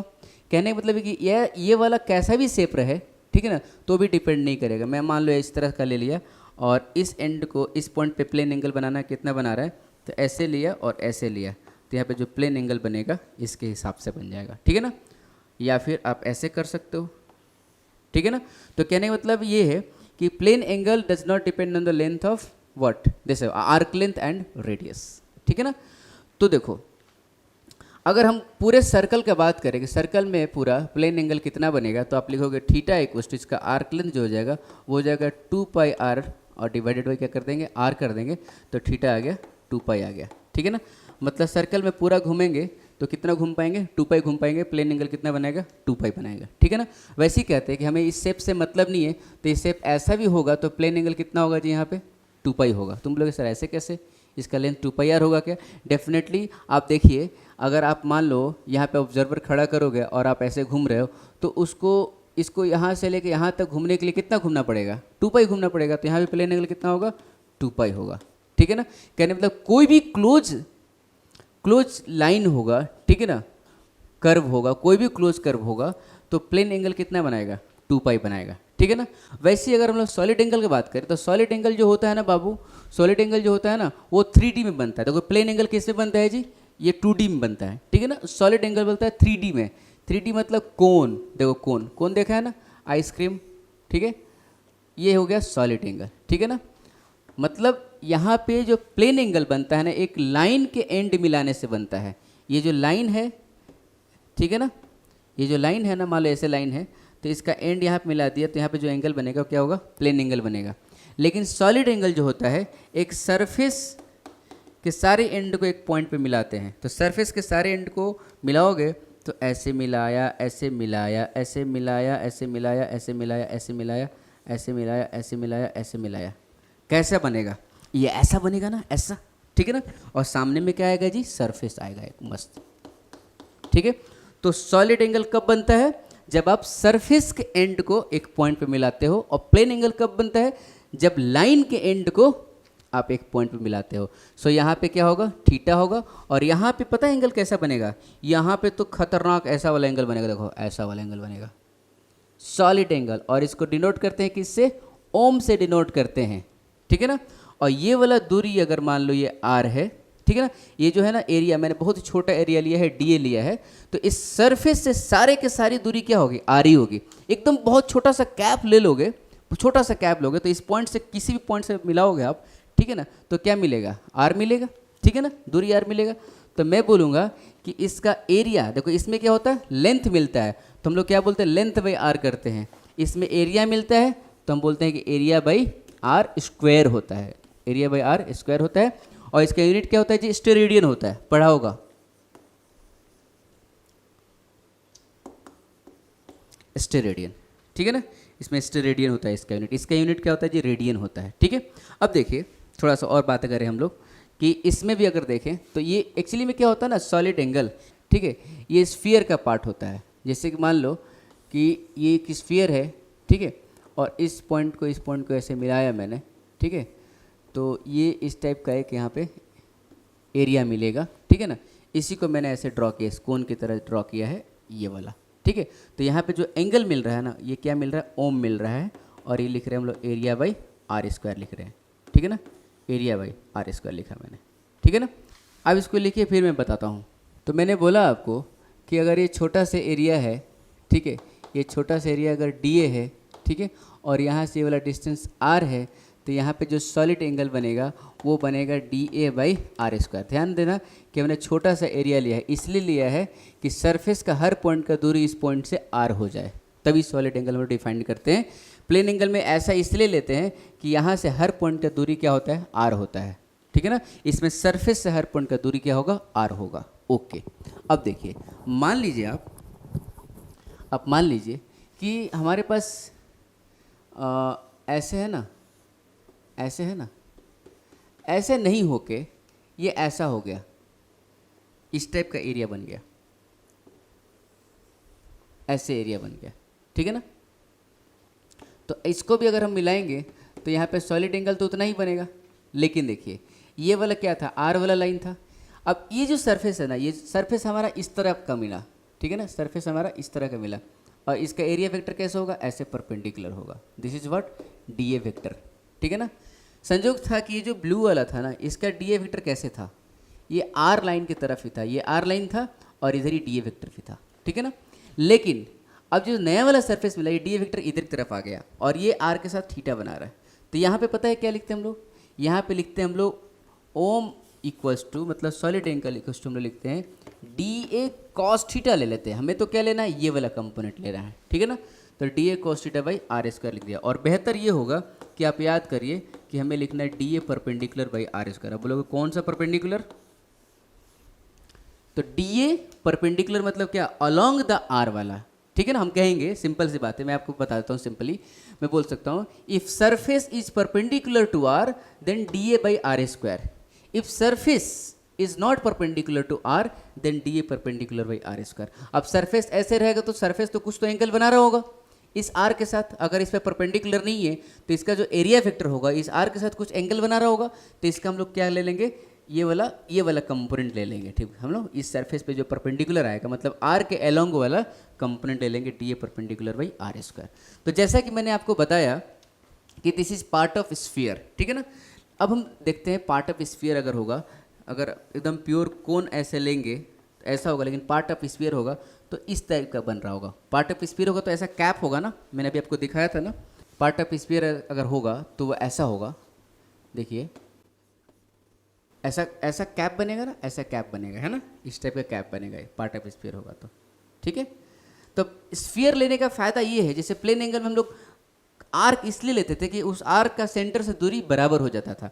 अब स्फीयर में फ़ायदा ये है ना कि ये अगर आप एरिया लोगे ना और इसको भी ज्वाइन करोगे तो सॉलिड एंगल सेम ही बनेगा, लेकिन फ़ायदा यह है कि स्फीयर में हर एरिया का दूरी क्या होगा, आर ही हो जाएगा। और ये भी एक बात है कि आर यहाँ पे ऐसे है, आर यहाँ पे ऐसे है, आर यहाँ पे ऐसे है, तो इसका हर पॉइंट का जो हर छोटा छोटा जो एरिया बनेगा ना, सब का सब आर के अलोंग आ जाएगा, परपेंडिकुलर टू सरफेस होगा ना एरिया वेक्टर। तो स्फीयर लेने का फ़ायदा ये हो जाएगा, ठीक है ना। तो हम लोग बोलते हैं कि अगर स्फीयर का टोटल सॉलिड एंगल बोले, हम लोग बोले ना कि solid angle is what, part of sphere, cone is what, part of sphere, ठीक है ना।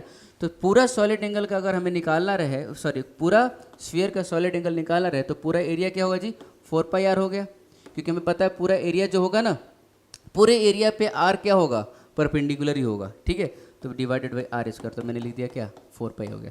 सो solid angle of complete sphere is what, 4π। अगर सॉलिड एंगल ऑफ हेमिस्फीयर बोलूँगा तो कितना आएगा, 2π आएगा, क्योंकि यहाँ पे एरिया क्या लिखेंगे, 2πr² बाई आर स्क्वायर, ठीक है ना। तो ये हुआ सॉलिड एंगल, और प्लेन एंगल हमने देखा L/R, ठीक है ना। अब टेक्निक क्या है, अब देखिए हम लोग करने क्या चाह रहे हैं।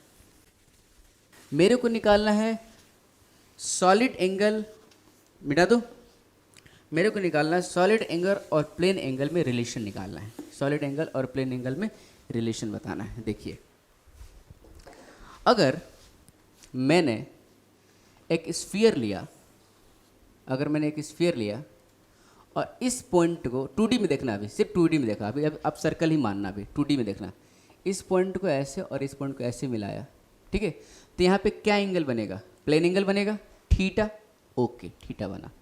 लेकिन मैंने क्या किया, अब आप स्फीयर की तरह, अब इसको क्या देखो, स्फीयर की तरह देखो, अब ये कैप होगा, ये कैप होगा, और यहाँ से एक लाइन मिलाया हूँ और एक ऐसे लाइन मिलाया हूँ, ऐसे ऐसे मिलाया हूँ, ऐसा करता हूँ। ये जो ये कैप का तो एक सेंटर होगा ना ऐसे, अब कैप का एक सेंटर ले लिया ऐसे, ठीक है।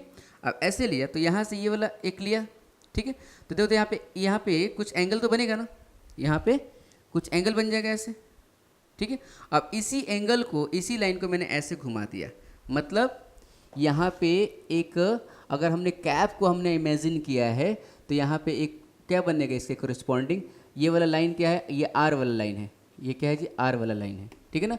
तो यहाँ पे इसके कोरिस्पॉन्डिंग एक सॉलिड एंगल भी बन जाएगा, ठीक है ना। यहाँ पे सॉलिड एंगल बनेगा ना, क्योंकि यहाँ पे क्या आया है, कैप आया है, ऐसे 3D आया है, ठीक है ना। मैं आपको ऐसे कह सकता हूँ कि लाइन ऐसे है, ठीक है ना, लाइन ऐसे है, ओके, और यहाँ से मैंने ऐसे लिया एक थीटा, ऐसे मैंने एक थीटा लिया, ठीक है, और ऐसे लेके, लाइन ऐसे है ना, और ऐसे लेके मैंने इस तरह से इसको घुमा दिया ऐसे, ठीक है, ऐसे ऐसे घुमा दिया, आई बात समझ ना, थीटा ऐसे लेके ऐसे घुमा दिया, तो क्या मिलेगा आपको, एक कोण मिल जाएगा, एक सॉलिड एंगल मिल जाएगा ना।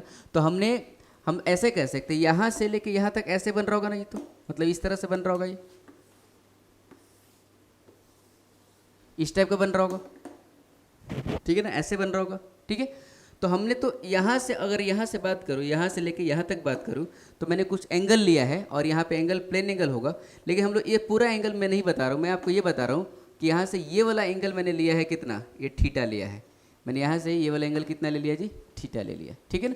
तो थीटा लेके मैं ऐसे घुमा दूंगा, तो एक क्या बन जाएगा, कोण बन जाएगा, ये क्या बन जाएगा, कोण बन जाएगा। और ये जो एंगल होता है ना, इस एंगल को बोलते हैं सेमी वर्टेक्स एंगल, इसको बोलते हैं हम लोग क्या, सेमी वर्टेक्स एंगल बोलते हैं, ठीक है ना। इसमें प्लेन एंगल कितना होगा, 2 थीटा बनेगा, प्लेन एंगल कितना बनेगा जी, 2 थीटा बनेगा, हमने तो यही थीटा रखा है, ये वाला थीटा। अब इसके कोरिस्पॉन्डिंग जो सॉलिड एंगल बन रहा है ना, ठीक है ना, इसके कोरिस्पॉन्डिंग जो सॉलिड एंगल बन रहा है, तो हम लोग को बताना है रिलेशन बिटवीन थीटा एंड ओम, ठीक है ना, कि अगर हमने सेमी वर्टेक्स एंगल थीटा लिया तो उसको घुमा दिया तो सॉलिड एंगल बन गया, तो उस थीटा के कोरिस्पॉन्डिंग सॉलिड एंगल कितना होगा, ये हमें बताना है, ओके। पता चला टारगेट क्या है अपना, थीटा और ये ओम में रिलेशन बताना है। तो देखिए कैसे बताएंगे, देखिए कहने का मतलब ये है कि हम तो निकालेंगे यहाँ पे सॉलिड एंगल के वैल्यू निकालेंगे, किसके टर्म में, थीटा के टर्म में। तो सॉलिड एंगल के वैल्यू कैसे निकाल पाएंगे, देखिए यहाँ पे एक कैप बन रहा है, और हमें ये पता है कि 4π जब सॉलिड एंगल होता है ना, तो एरिया कितना मिलता है मुझे बताओ, 4πr², ठीक है ना। इसका उल्टा भी कह सकता हूँ कि 4πr² जब एरिया मिलता है, तो सॉलिड एंगल इसके कोरिस्पॉन्डिंग कितना होता है जी, 4π होता है, ध्यान से समझना है। 4πr² एरिया होगा स्फीयर का, तो सॉलिड एंगल कितना बनेगा, 4π होगा। तो यूनिट एरिया पे कितना होगा जी, तो 4 पाई/4 पाई r² इंटू, बस इतना होगा, है ना। तो 4 पाई कैंसिल होगा तो क्या आएगा, 1/r² आएगा। This is what solid angle for unit area. तो अगर हमने कुछ एरिया ले लिया ए, तो एरिया ए के लिए सॉलिड एंगल कितना होगा, तो a/r² होगा। एरिया कुछ ए ले लिया, कोई पार्टिकुलर एरिया ए ले लिया, मान लो यही जो हमारा जो स्फीयर का एक जो पार्ट मिला, इसका एरिया अगर ए है, तो इसके कोरिस्पॉन्डिंग यहाँ पे जो सॉलिड एंगल होगा, तो ये वाला एरिया बाई r² होगा। मैं लिख सकता हूँ कि solid angle for a sphere will be simply a/r²। इसमें कोई परपेंडिकुलर वाला कॉन्सेप्ट नहीं लगाने का है, क्योंकि पूरा एरिया ही ले लेंगे, ठीक है ना। तो आप ये समझिए कि ये कैप जो यहाँ पे मिल रहा ना हमें, अगर इस कैप का एरिया हमें पता चल जाएगा ना, ठीक है, तो हम इस सॉलिड एंगल निकाल लेंगे। बस एरिया बाई क्या कर देंगे, r² कर देंगे, ठीक है ना। चलिए एक बढ़िया सा डायग्राम बनाते हैं, फिर हम लोग सॉल्व करते हैं, ठीक है। इसको आप लिख लीजिए।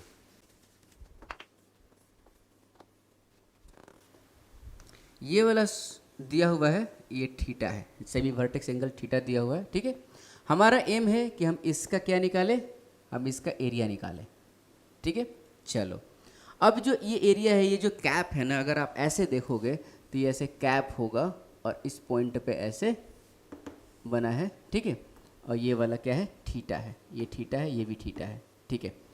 तो इसमें हम लोग क्या करेंगे, क्या हम ऐसा कह सकते हैं क्या कि बहुत सारे रिंग होंगे, जैसे ये कैप है, तो ये कैप है, अगर ये कैप है तो ये सेंटर है, और ऐसे ऐसे ऐसे ऐसे ऐसे ऐसे होगा ना रिंग। मतलब अगर इस कैप को अगर आप ऊपर से देखोगे तो क्या दिखेगा, डिस्क की तरह दिखेगा, हालांकि डिस्क नहीं, वो कैप है, ऐसे कैप है।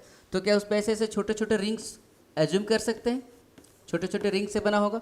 लेकिन खासियत ये है कि एक रिंग ऐसे ऐसे है, फिर ऐसे, फिर ऐसे ऐसे ऐसे, एक ही प्लेन में नहीं, एक ही प्लेन में सारे रिंग आ जाएंगे तो क्या हो जाएगा जी, वो डिस्क बन जाएगा। ये सब रिंग ऐसे कर्व बना रहे हैं, ठीक है ना, नीचे जा रहे हैं, तभी तो कैप बनेगा। तो मैं ऐसा करूंगा कि एक एलिमेंट्री रिंग सेलेक्ट करूंगा और उस एलिमेंट्री रिंग का क्या निकाल लूंगा, एरिया निकाल लूंगा, ठीक है ना। फिर उस सारे एरिया को क्या कर देंगे, ऐड कर देंगे, मतलब रिंग के एलिमेंट्री एरिया को क्या कर देंगे जी, इंटीग्रेट कर देंगे। तो हम लोग अपने टारगेट को फाइंड आउट कर लेंगे, एरिया। ओके, चलो ठीक है। तो हमने क्या किया कि एक छोटा सा रिंग सेलेक्ट किया, छोटा सा रिंग सेलेक्ट किया, ठीक है ना। और रिंग तो ऐसा होगा, ये रिंग ऐसा होगा, ओके। अभी जो रिंग है ना, जो ये पोजीशन है, यहां से मैंने लिया ऐसे, ठीक है। तो ये पोजीशन जो है ना, यहाँ से मैंने अल्फ़ा पे जाके ये कितना चौड़ाई का लिया, डी अल्फ़ा का, अल्फ़ा से जाके डी अल्फ़ा पे जाके हमने एक रिंग का एलिमेंट्री रिंग मैंने सपोज कर लिया। ये रिंग ऐसा होगा, ऐसा होगा, लेकिन हम लोग 2D में ऐसे देख रहे हैं, ठीक है, ओके। तो देखो, इस रिंग को अगर आप देखोगे तो इस तरह का दिखेगा, समझ में आ रहा है। खूब हौले हौले समझा रहा हूँ, नहीं समझ में आएगा आप रिवाइंड कर करके देखते रहिए, ठीक है ना। हालांकि समझ में आएगा, मैं बहुत काफ़ी स्लो जा रहा हूँ, ठीक है ना। बस मेरा एम ये है कि आपको समझ में आए, ओके ओके। तो देखिए, अगर इसका रेडियस हम पता कर सकते हैं क्या, देखो ये तो कंप्लीट स्फीयर का रेडियस मैंने ले लिया, क्या, आर ले लिया, कंप्लीट स्फीयर का क्या लिया जी, रेडियस आर लिया। क्या रिंग का भी रेडियस आर होगा, रिंग का रेडियस तो ये वाला होगा ना बाबू, ये वाला होगा ना, ठीक है। तो रिंग का रेडियस ये होगा, ठीक है ना। इसको आप मान लो क्या है, आर है, रिंग का रेडियस स्मॉल आर है। तो देखो, तो ये भी तो कैपिटल आर है ना, ये आर है तो ये भी कैपिटल आर है, ठीक है। तो ये कितना हो जाएगा, देखो ये आर है, ये वाला अल्फा है, तो ये स्मॉल आर क्या होगा जी, आर साइन अल्फा हो जाएगा। Am I right, okay. This alpha, तो कंपोनेंट क्या निकाल लोगे, इधर की तरफ क्या आएगा, ये ट्रायंगल ऐसा बन रहा ना, ऐसा ट्रायंगल बन रहा है, ठीक है। This is R, this is alpha, तो ये आ जाएगा आर कॉस अल्फा और ये आ जाएगा आर साइन अल्फा, बढ़िया, ठीक है। अब देखिए, तो ये हमें आर मिल गया। अच्छा, एक बार अगर हमें ये वाला थिकनेस मिल जाए तो हम लोग इसका एरिया निकाल सकते हैं। तो ये थिकनेस क्या होगा, ये थिकनेस मान लो आप डी आर होगा और ये रेडियस इसका आर है, तो इसका एरिया क्या होगा, एलिमेंट्री एरिया, छोटा सा एरिया क्या होगा, तो ये हो जाएगा 2 pi are into D R हो जाएगा, ठीक है ना। अब वैल्यू पुट करो, 2 pi R is R sine alpha, R is R sine alpha, and what is D R, D R is this one ना, दिस इज डी आर ना। तो आप इसको देखो, आप इसको अच्छे से देखो, तो इसको आप थोड़ा सा जूम करके देखोगे ना, तो ऐसा दिखेगा, ये डी अल्फा है और ये वाला आर है और ये वाला क्या है, डी आर है कि नहीं। देखो तो ये वाला एंगल मैंने ड्रॉ किया है क्या, डी अल्फा, थोड़ा बड़ा कर दिया, और ये वाला क्या है, डी आर है, ये रेडियस आर है। तो अब डी आर क्या लिख दोगे, प्लेन एंगल के हेल्प से एल इक्वल्स टू क्या हो जाएगा, थीटा इंटू आर, क्योंकि थीटा क्या होता है, एल बाई आर होता है, तो आर इंटू डी अल्फा लिख दिया, सिंपल। सब बेसिक चीज़ है, जब भी अच्छा क्वेश्चन मिलेगा आपको तो बेसिक में जाना पड़ेगा। ओके, तो R इंटू डी अल्फा लिख दिया। अब अपना काम भाई साहब हो गया। ये रिंग का एलिमेंट्री एरिया मैंने लिख दिया, इसका मतलब मेरा काम हो चुका है। मैं इसको मिटा दूं। ओके, लिख लीजिए अच्छे से। देखिए मैंने लिखा D A is 2πr² sine alpha into D alpha. ये रिंग का एलिमेंट्री एरिया है, इसको मैं इंटीग्रेट कर दूंगा। तो इंटीग्रेट कर दो दोनों तरफ, तो क्या मिल जाएगा, सारे रिंग का एरिया ऐड कर दिया तो पूरा कैप का एरिया मिल जाएगा। तो 2πr² is constant sine alpha D alpha integration. ठीक है, बताओ तो अल्फा वेरिएबल है ना, अल्फा कहाँ से कहाँ तक वेरी करेगा, लिमिट कहाँ से कहाँ तक लूँगा। तो देखो अल्फा कहाँ से, मैंने तो लिमिट यहाँ से लिया है ना। ठीक है, तो बताओ लिमिट जो होगा -θ टू +θ होगा या फिर 0 टू थीटा होगा, कहाँ से कहाँ तक होगा, -θ टू +θ या फिर 0 टू थीटा। देखो जब आपने यहाँ से अल्फा पे लिया ना एक एलिमेंट, ये लिया, तो बताओ ये एलिमेंट ऑटोमेटिकली आया कि नहीं आया।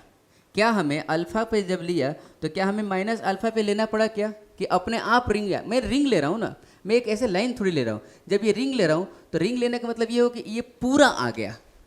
ठीक है ना, यहाँ पे जो होगा ना, यहाँ पे रिंग ऐसे होगा, यहाँ पे रिंग ऐसे होगा ना, तो इसका ये वाला मैंने क्या ले लिया, एक ये एंगल ले लिया, यहाँ से नीचे नीचे में ये लाइन जो है ऐसे है और ऊपर में ये वाला है। ठीक है ना, मतलब ये रिंग है ना, तो ऐसे लिया और फिर ऐसे लिया और ऐसे में घुमा दिया तो नीचे वाला पार्ट भी तो आ गया। ठीक है, तो पूरा रिंग आ गया। तो कहने का मतलब ये कि जब अल्फा लियो तो माइनस अल्फा नहीं लेना पड़ रहा है।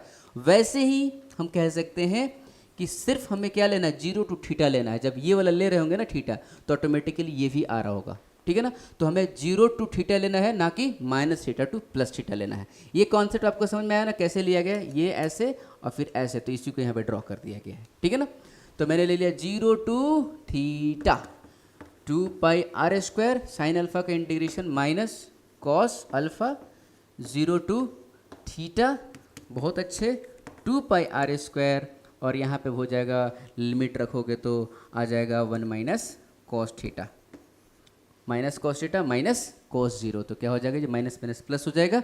तो 1 माइनस कॉस थीटा होगा, ये आपका काम है, निकाल लीजिए लिमिट रख के। ठीक है, यही आने वाला है। ठीक है, मैंने तो माइंड में रख लिया। तो area is what, 2πr² into 1 minus cos theta आ गया, 2πr² into 1 minus cos theta area आ गया। तो क्या हम इस पार्ट का सॉलिड एंगल निकाल सकते हैं जो हम निकालने जा रहे थे, निकाल सकते हैं। ये वाला, यही वाला तो सॉलिड एंगल निकालना था ना इस थीटा के कोरिस्पॉन्डिंग। तो देखो सॉलिड एंगल का फॉर्मूला हमने लिखा था, अब यहीं पे लिखा था, जो अभी मिटा दिया मैंने, एरिया बाई r² लिखा था। तो मैं अब लिख सकता हूँ कि solid angle will be 2πr² 1 minus cos theta by r²। तो मस्त खूबसूरत सा फॉर्मूला आ जाएगा आपका, 2π इंटू 1 माइनस कॉस थीटा। ठीक है ना, 2π into 1 minus cos theta, RT मतलब रिमेंबर दिस। ठीक है, इसको आपको याद रखना है, अब आपको प्रूफ नहीं करना है। This is the solid angle of part of sphere. एक छोटा सा पार्ट लेंगे स्फीयर का, कोन वाला पार्ट लेंगे, तो उसका सॉलिड एंगल आएगा 2π into 1 minus cos theta, where theta is angle कौन सा, सेमी वर्टेक्स एंगल कहते हैं। ठीक है ना, और ये भी कह सकते this is formula for general solid angle, this general formula for solid angle. ठीक है ना, आप अगर कुछ भी थीटा लोगे, किसी पार्ट का निकालना चाहते हो, तो आप सॉलिड एंगल निकाल सकते हो। देखो कंप्लीट स्फीयर अगर लेंगे, कंप्लीट स्फीयर लेंगे अगर हम लोग, तो कंप्लीट, इसको मिटा दो, डायग्राम को मिटा दो, डायग्राम मिटा दो। ठीक है ना, लिख लो आप लोग। ठीक है, अगर हम लोग कंप्लीट स्फीयर लेंगे ना, तो बताओ सेमी वर्टेक्स कितना होगा। हमें पता है कि semi vertex is half of plane angle, half of plane angle, semi vertex angle is what, half of plane angle. तो पूरा इसमें प्लेन एंगल कितना बनेगा, 2π बनेगा। तो सेमी अपना थीटा क्या होगा जी, पाई होगा। ठीक है, हमें पता है पूरा स्फीयर का सॉलिड एंगल कितना होता है, 4π होता है ना, सॉलिड एंगल कितना हो जाए, 4π होता है। हम इस फॉर्मूला को टेस्ट कर रहे हैं, दे रहा है कि नहीं। तो थीटा इक्वल टू आप क्या रखो, सेमी वर्टेक्स एंगल कितना आया, पाई आया। ठीक है, तो पाई रखो इसमें, तो सॉलिड एंगल कितना हो जाएगा, 2π इंटू 1 माइनस कॉस पाई कितना होता है जी, कॉस 180 कितना होता है, -1 होता है, तो माइनस माइनस प्लस हो गया, तो 1 + 1 2 4π आ गया। सो this is general formula of solid angle. ठीक है ना, अगर आप हेमिस्फीयर लोगे तो हेमिस्फीयर में प्लेन एंगल कितना बनेगा, पाई बनेगा। ठीक है, तो अपना सेमी वर्टेक्स कितना होगा जी, π/2 होगा। ठीक है, तो पाई बाई 2 होगा, तो आप इस पर रख दीजिए पाई बाई 2, तो कितना आ जाएगा 2 पाई सिर्फ आ जाएगा, क्योंकि ये क्या हो जाएगा साइन 90 हो जाएगा, ठीक है, इसको कॉस 90 हो जाएगा तो 0 हो गया। मेरी बात समझ आई ना। तो ये रहा सॉलिड एंगल और प्लेन एंगल में रिलेशन, ये रहा सॉलिड एंगल और प्लेन एंगल में रिलेशन रहा। अब देखिए मैं कह सकता हूँ कि this is solid angle and this one is theta, तो हम लोग जनरल फॉर्मूला इसको यहाँ से रिलेट कर सकते हैं। ओके, लिखिए इसको, अब इससे रिलेटेड हम लोग क्वेश्चन करने वाले हैं मस्त वाला। तो अब देखिए हमने बोला कि सेंटर पे चार्ज क्यू रहेगा, तो इसमें जो फ्लक्स होगा क्यू बाई एप्सिलॉन नॉट होगा। ओके, अच्छा इसमें कितना सॉलिड एंगल बन रहा है 4 पाई, तो मैं ऐसा कर सकता हूँ क्या कि जब सॉलिड एंगल 4 पाई बन रहा होगा तो जो फ्लक्स होगा क्यू बाई एप्सिलॉन नॉट होगा, ठीक है ना। जब सॉलिड एंगल 4 पाई बन रहा होगा तो जो फ्लक्स होगा ना वो क्या आएगा क्यू बाई एप्सिलॉन नॉट आएगा। तो मैं बोल रहा हूँ कि जब सॉलिड एंगल यूनिट होगा तो कितना बनेगा 4 पाई एप्सिलॉन नॉट बनेगा। अब जब सॉलिड एंगल ओम बन रहा होगा तो फ्लक्स का जो वैल्यू आएगा 1/4 पाई एप्सिलॉन नॉट इंटू ओम आएगा। मतलब मैंने एक जनरल फॉर्मूला फ्लक्स लिखा और वो क्या लिखा Q/4 पाई एप्सिलॉन नॉट ओम। अगर कुछ इतना सॉलिड एंगल बन रहा तो फ्लक्स इतना आएगा। अब देखो हमने बताया ना अभी आपको बताया था ना कि हेमिस्फीयर आएगा तो फ्लक्स कितना आएगा Q/2 एप्सिलॉन। तो ये सॉलिड एंगल हेमिस्फीयर के लिए कितना आएगा 2 पाई आएगा, तो 2 पाई बाई 4 पाई कर दो तो 2 आ गया, तो Q/2 एप्सिलॉन नॉट आ जाएगा। So this is the general formula for okay flux if solid angle is ohm. Okay, अब देखिए तो अब इसी बेस्ड एक मस्त क्वेश्चन है, चार्ज क्यू है और इसके x दूरी से एक सर्कल है रेडियस r का, इसके थ्रू हम लोग को फ्लक्स बताना है due to this charge Q. अब ऐसा क्वेश्चन मैंने फ्लक्स वाले लेक्चर में कराया है, ठीक है ना। कैसे करेंगे थोड़ा सा मैं आपको डिस्कस करता हूँ। जैसे मान लीजिए यहाँ पे चार्ज क्यू है और ये मैंने रिंग लिया है ऐसे, ठीक है। यहाँ से ना इलेक्ट्रिक फील्ड ऐसे ऐसे जा रहा होगा, है ना, ऐसे ऐसे इलेक्ट्रिक फील्ड जा रहा होगा, ठीक है। तो देखो रिंग के हर पॉइंट पे क्या इलेक्ट्रिक फील्ड का वैल्यू सेम है क्या, बिल्कुल सेम नहीं है, क्योंकि दूरी क्या हो रहा है अलग अलग चेंज हो रहा है, ठीक है ना। तो मैंने क्या किया ना, एक रिंग एलिमेंट्री रिंग मैंने सेलेक्ट किया यहाँ पे ऐसे, ठीक है। और इस एलिमेंट्री रिंग का जो थिकनेस है वो मैंने ले लिया dr ले लिया। थिकनेस क्या ले लिया जी dr ले लिया। ओके, और इस एलिमेंट्री रिंग का रेडियस क्या लिया r लिया। तो इस एलिमेंट्री रिंग के थ्रू हम फ्लक्स निकालेंगे, ठीक है। तो इधर की तरफ क्या होगा E होगा, ठीक है। और यहाँ से जो मैंने लिया ना ये थीटा लिया, ये कितना है थीटा है, ठीक है। तो इधर की तरफ क्या होगा जिसका कंपोनेंट E cos थीटा होगा और इधर की तरफ E sin थीटा होगा, ठीक है। तो बताओ E sin थीटा के कारण कुछ भी फ्लक्स होगा क्या, नहीं हुआ, क्योंकि वो टेंजेंशियल हो गया ना। वो कैसे हो गया टेंजेंशियल हो गया, तो सिर्फ और सिर्फ E cos थीटा के कारण ही फ्लक्स होगा। देखो तो ये थीटा ही होगा ना, ये एंगल तो ये वाला थीटा है तो ये भी थीटा होगा, ठीक है ना। साफ साफ डायग्राम बना लो थोड़ा सा, ऐसे होगा, ऐसे लिया मैंने, तो ये क्या है थीटा है, ऐसे गया ये थीटा है, ठीक है। तो इधर E cos थीटा, इधर E sin थीटा। तो मैं अब लिख सकता हूँ E into D A into cos theta. मैंने लिखा E cos theta into D A, direct किया, क्योंकि ऐसे एरिया वेक्टर होगा रिंग का एरिया वेक्टर ऐसे ही होगा, और इलेक्ट्रिक फील्ड मैंने E cos थीटा इधर ही ले लिया, तो डायरेक्ट मल्टीप्लाई कर देंगे। तो इलेक्ट्रिक फील्ड मैं रख दूंगा KQ/r², r² is this one ना, ये दिस डिस्टेंस, ठीक है। तो मैं लिख दिया r² प्लस x², ठीक है ना। रिंग का रेडियस क्या है स्मॉल r है ना, तो रिंग का रेडियस स्मॉल r, तो r² प्लस x², ये दूरी हो गया। रूट है तो हट जाएगा, ठीक है ना, क्योंकि KQ/r² करते हैं ना, तो इसका रूट का स्क्वायर, ठीक है ना। अब dA क्या होगा, तो 2 पाई r dr होगा। और cos थीटा क्या लिखेंगे जी, तो cos थीटा हो जाएगा इसमें ये x है, इस ट्रायंगल में देखो cos थीटा क्या होगा B/h, x by this one, तो x by root r² plus x², तो मैं इसका पावर लिख दूंगा 3/2। अब इसको इंटीग्रेट कर देंगे और r वेरिएबल है तो r क्या हो जाएगा 0 टू कैपिटल R हो जाएगा, और यहाँ पे फ्लक्स आ जाएगा, और ये फ्लक्स आएगा आ ही जाएगा, कोई दिक्कत नहीं है, ठीक है ना। लेकिन देखो आसानी से आएगा कैसे, ये क्वेश्चन बहुत ही भारी हो गया ना, इंटीग्रेट करना है, बहुत सारी चीज़ें करनी है और टाइम लगेगा बहुत ज़्यादा। क्वेश्चन तो कर सकते हैं लेकिन टाइम ज़्यादा लगेगा। अपना एम है कि क्वेश्चन भी करे और टाइम भी सेव करे और मार्क्स भी पाना है और गलती भी ना हो, इसमें गलती होने का भी चांस है ना। लेकिन देखो सॉलिड एंगल हमने क्यों पढ़ा, इसमें गलती होने का 0 चांस है और जल्दी से जल्दी टाइम सेव होगा, ठीक है ना। बहुत ही मस्त एकदम कम टाइम में कर लेंगे इस क्वेश्चन को। तो देखिए मुझे तो सिर्फ ये पता है कि यहाँ से अगर हम इसको ऐसे मिलाते हैं, ठीक है, तो सेमी वर्टिस एंगल अगर इसका थीटा है और इसका सॉलिड एंगल अगर ओम है, ठीक है, तो इससे जो फ्लक्स होगा ना वो क्या होगा, Q/4πε0 इंटू ओम हो जाएगा, ठीक है। तो मैं इसका फ्लक्स लिख दूंगा, यहाँ लिख दूँ, मैं इसका जो फ्लक्स लिखूंगा Q/ε0, Q/4πε0, what will be ओम, तो ओम लिखूंगा 1 माइनस cos थीटा इंटू 2π, यही ना ओम, 2π इंटू 1 माइनस cos थीटा होता है। तो 2π ने 2π को मार डाला तो फ्लक्स आ गया Q/2ε0, यहाँ पे 2 आएगा है ना, तो 1 माइनस cos थीटा हो गया।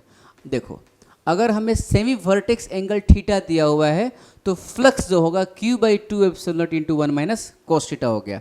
या अगर सेमी वर्टेक्स एंगल दिया हुआ है तब, और नहीं दिया हो तो कोई टेंशन नहीं, हमें R तो पता है ना, डिस्टेंस तो पता है ना, हमें ये R पता है, ठीक है, ये वाला R पता है हमें ये X पता है, तो क्या हम cos थीटा नहीं लिख सकते? डेफिनेटली लिख सकते हैं, लिख दो Q/2ε0 1 माइनस cos थीटा क्या होगा, B/H, X by this one, मतलब X by root R² plus X²। This is the flux through this circle. देखो तो एक लाइन में आ गया ना। मैं तो ये बताया आपको कि ये भी एक क्या है, जनरल फॉर्मूला फॉर फ्लक्स है, ये दोनों इक्विवेलेंट है। मैंने बोला कि अगर सॉलिड एंगल इतना है तो ये फ्लक्स होगा, मैं ये बोल सकता हूँ कि अगर सेमी वर्टेक्स एंगल थीटा ये है तो ये फ्लक्स होगा। अब मुझे पता है कि इसके लिए सेमी वर्टेक्स एंगल कितना होता है, पाई होता है ना, इसके लिए सेमी वर्टेक्स एंगल कितना होता है, पाई होता है। इसके लिए प्लेन एंगल कितना होगा, 2π होगा, तो प्लेन एंगल का आधा सेमी वर्टेक्स, ठीक है ना, तो क्या हो गया, पाई हो गया। अब इसके थ्रू फ्लक्स Q/ε0 होता है, आप इसमें रखिए, तो यहाँ पे रखिए पाई, ठीक है ना, तो यहाँ पे क्या हो जाएगा, -1 हो जाएगा, तो 1 माइनस अब माइनस प्लस हो गया, 1 + 1 2 हो गया, 2 कैंसिल, Q/ε0 आ गया। सो this is also the formula for flux, okay, and with angle what, semi vertex angle theta. हम लोग कैसे, this is general formula of flux, ठीक है ना। इसके लिए भी निकाल सकता है, ये हेमीस्फीयर के लिए भी निकाल सकता है। हेमीस्फीयर से कितना होता है, Q/2ε0 होता है, और हेमीस्फीयर से प्लेन एंगल कितना होता है जी, पाई होता है, तो सेमी वर्टेक्स कितना होगा, π/2 होगा। अब यहाँ पे π/2 रखे तो कितना आ जाएगा, Q/2ε0 आ जाएगा। तो ये भी मस्त फॉर्मूला है, ठीक है ना। इससे रिलेटेड और 1-2 क्वेश्चन लगाते हैं हम लोग, लिखिए इसको। सिलेंडर है, सिलेंडर के सेंटर पे चार्ज Q रखा हुआ है, बोल रहा है कि ये जो फ्लैट सरफेस है ना, इस फ्लैट सरफेस के थ्रू फ्लक्स निकालिए इस चार्ज Q से, ठीक है ना। इसको फ्लैट सरफेस कहते हैं और इसको क्या बोलते हैं, कर्व सरफेस कहते हैं। तो हमें निकालना इस फ्लैट सरफेस के थ्रू कितना फ्लक्स होगा। हमें ये पता है कि इस पूरे सिलेंडर से फ्लक्स कितना है जी, Q/ε0 है। That is not our question, our question is flux through this flat surface, ठीक है ना। सिंपल, ये तो वही क्वेश्चन हो गया ना, अभी सर्कल वाला किया था, आप मिला दीजिए ऐसे, टिचक टिचक थीटा, हो गया भाई साहब, काम हो गया, खत्म, ठीक है। क्या होगा flux, Q/2ε0 1 minus cos theta, खत्म। Q/2ε0 वैल्यू रखिए cos थीटा का, ये है कितना, ये बेस कितना होगा जी, L/2 होगा, क्योंकि पूरा लेंथ L है, तो L/2 base divided by hypotenuse, ये वाला, ठीक है ना। ये कितना, देखो ये रेडियस R है ना, तो R² प्लस L/2 का स्क्वायर, बस आंसर आ गया भाई साहब। ये हो गया फ्लक्स थ्रू दिस, ओके। अब अगर बताना है मुझे, this was flux through flat surface, ठीक है ना। फ्लक्स थ्रू हम लोग कर्व सरफेस निकालने जा रहे हैं, फ्लक्स थ्रू कर्व्ड सरफेस, ठीक है ना। अब कर्व्ड सरफेस फ्लक्स निकालना तो हम कैसे करेंगे, क्या मैं ऐसा कह सकता हूँ क्या कि इससे जितना फ्लक्स जाएगा उतना ही इससे भी जाएगा, उतना ही इससे भी जाएगा, क्योंकि सारा कुछ क्या है, सेम ही है। तो अगर इससे इतना जा रहा है, इतना 5 फ्लैट जा रहा है, तो कर्व सरफेस से कितना जाएगा। मैं ऐसा लिख सकता हूँ क्या कि टोटल फ्लक्स क्या है सिलेंडर का, अगर हम लोग 5 टोटल लिखना चाहे, 5 टोटल, तो मैं लिखूँगा 5 कर्व्ड प्लस 5 फ्लैट, ठीक है ना।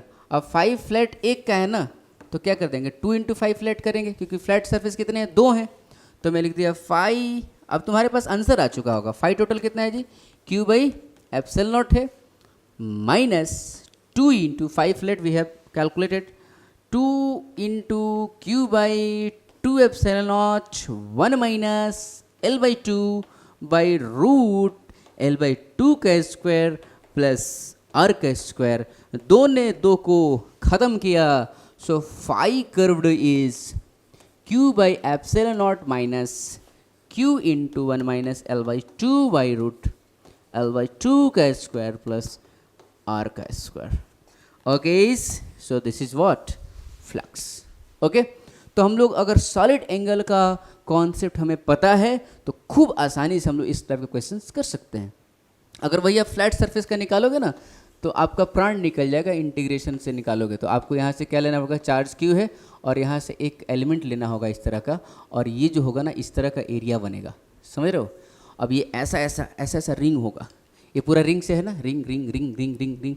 अब पूरा इंटीग्रेट करना पड़ेगा इसको, पता है कहाँ से कहाँ तक, ये एल है ना, तो -L/2 प्लस L/2 करना पड़ेगा। आपके लिए चैलेंज है, आप इसको इंटीग्रेशन से आप थोड़ा करना, अगर आप एडवांस की तैयारी कर रहे हो तब। नीट वाले नहीं करेंगे, ठीक है ना। नीट वाले बस क्या करेंगे, उनको प्रूफ भी नहीं याद रखना है, बस क्या याद रखना है कि ओम इज 2 पाई × 1 - cos थीटा, बस फॉर्मूला याद रखना है, ठीक है ना, ये होता है। ओके, चलिए लिखिए इसको। तो इस लेक्चर को हम लोग यहीं पे फिनिश करते हैं। इसमें हम लोग फ्लक्स का बहुत ही अच्छा क्वेश्चंस किए, और आप ये ध्यान रखिए कि जितने मैंने आपको क्वेश्चन कराया ये सारे के सारे इंपॉर्टेंट क्वेश्चन था, बहुत ही इंपॉर्टेंट लेक्चर था, जिसका आप अच्छे से सुंदर से, मैं आशा करता अपने नोट्स बनाया होगा और फॉर्मूला कॉपी भी बनाइए, इसका फॉर्मूला पूरा रट जाइए। और इसमें इतने स्टैंडर्ड क्वेश्चंस कराया कि डायरेक्ट एग्जाम में आ जाते हैं, तो उन सारे स्टैंडर्ड रिजल्ट को आप याद रखिएगा, स्पेशली जो मैंने सॉलिड एंगल वाला बताया। ओके, सो इस लेक्चर से अगर आपको कोई भी डाउट है तो हमारा फेसबुक पेज या फिर इंस्टाग्राम पेज को फॉलो करके आप इस पर अपना डाउट पोस्ट करते हैं। तब तक के लिए thank you so much for watching, all the best, take care.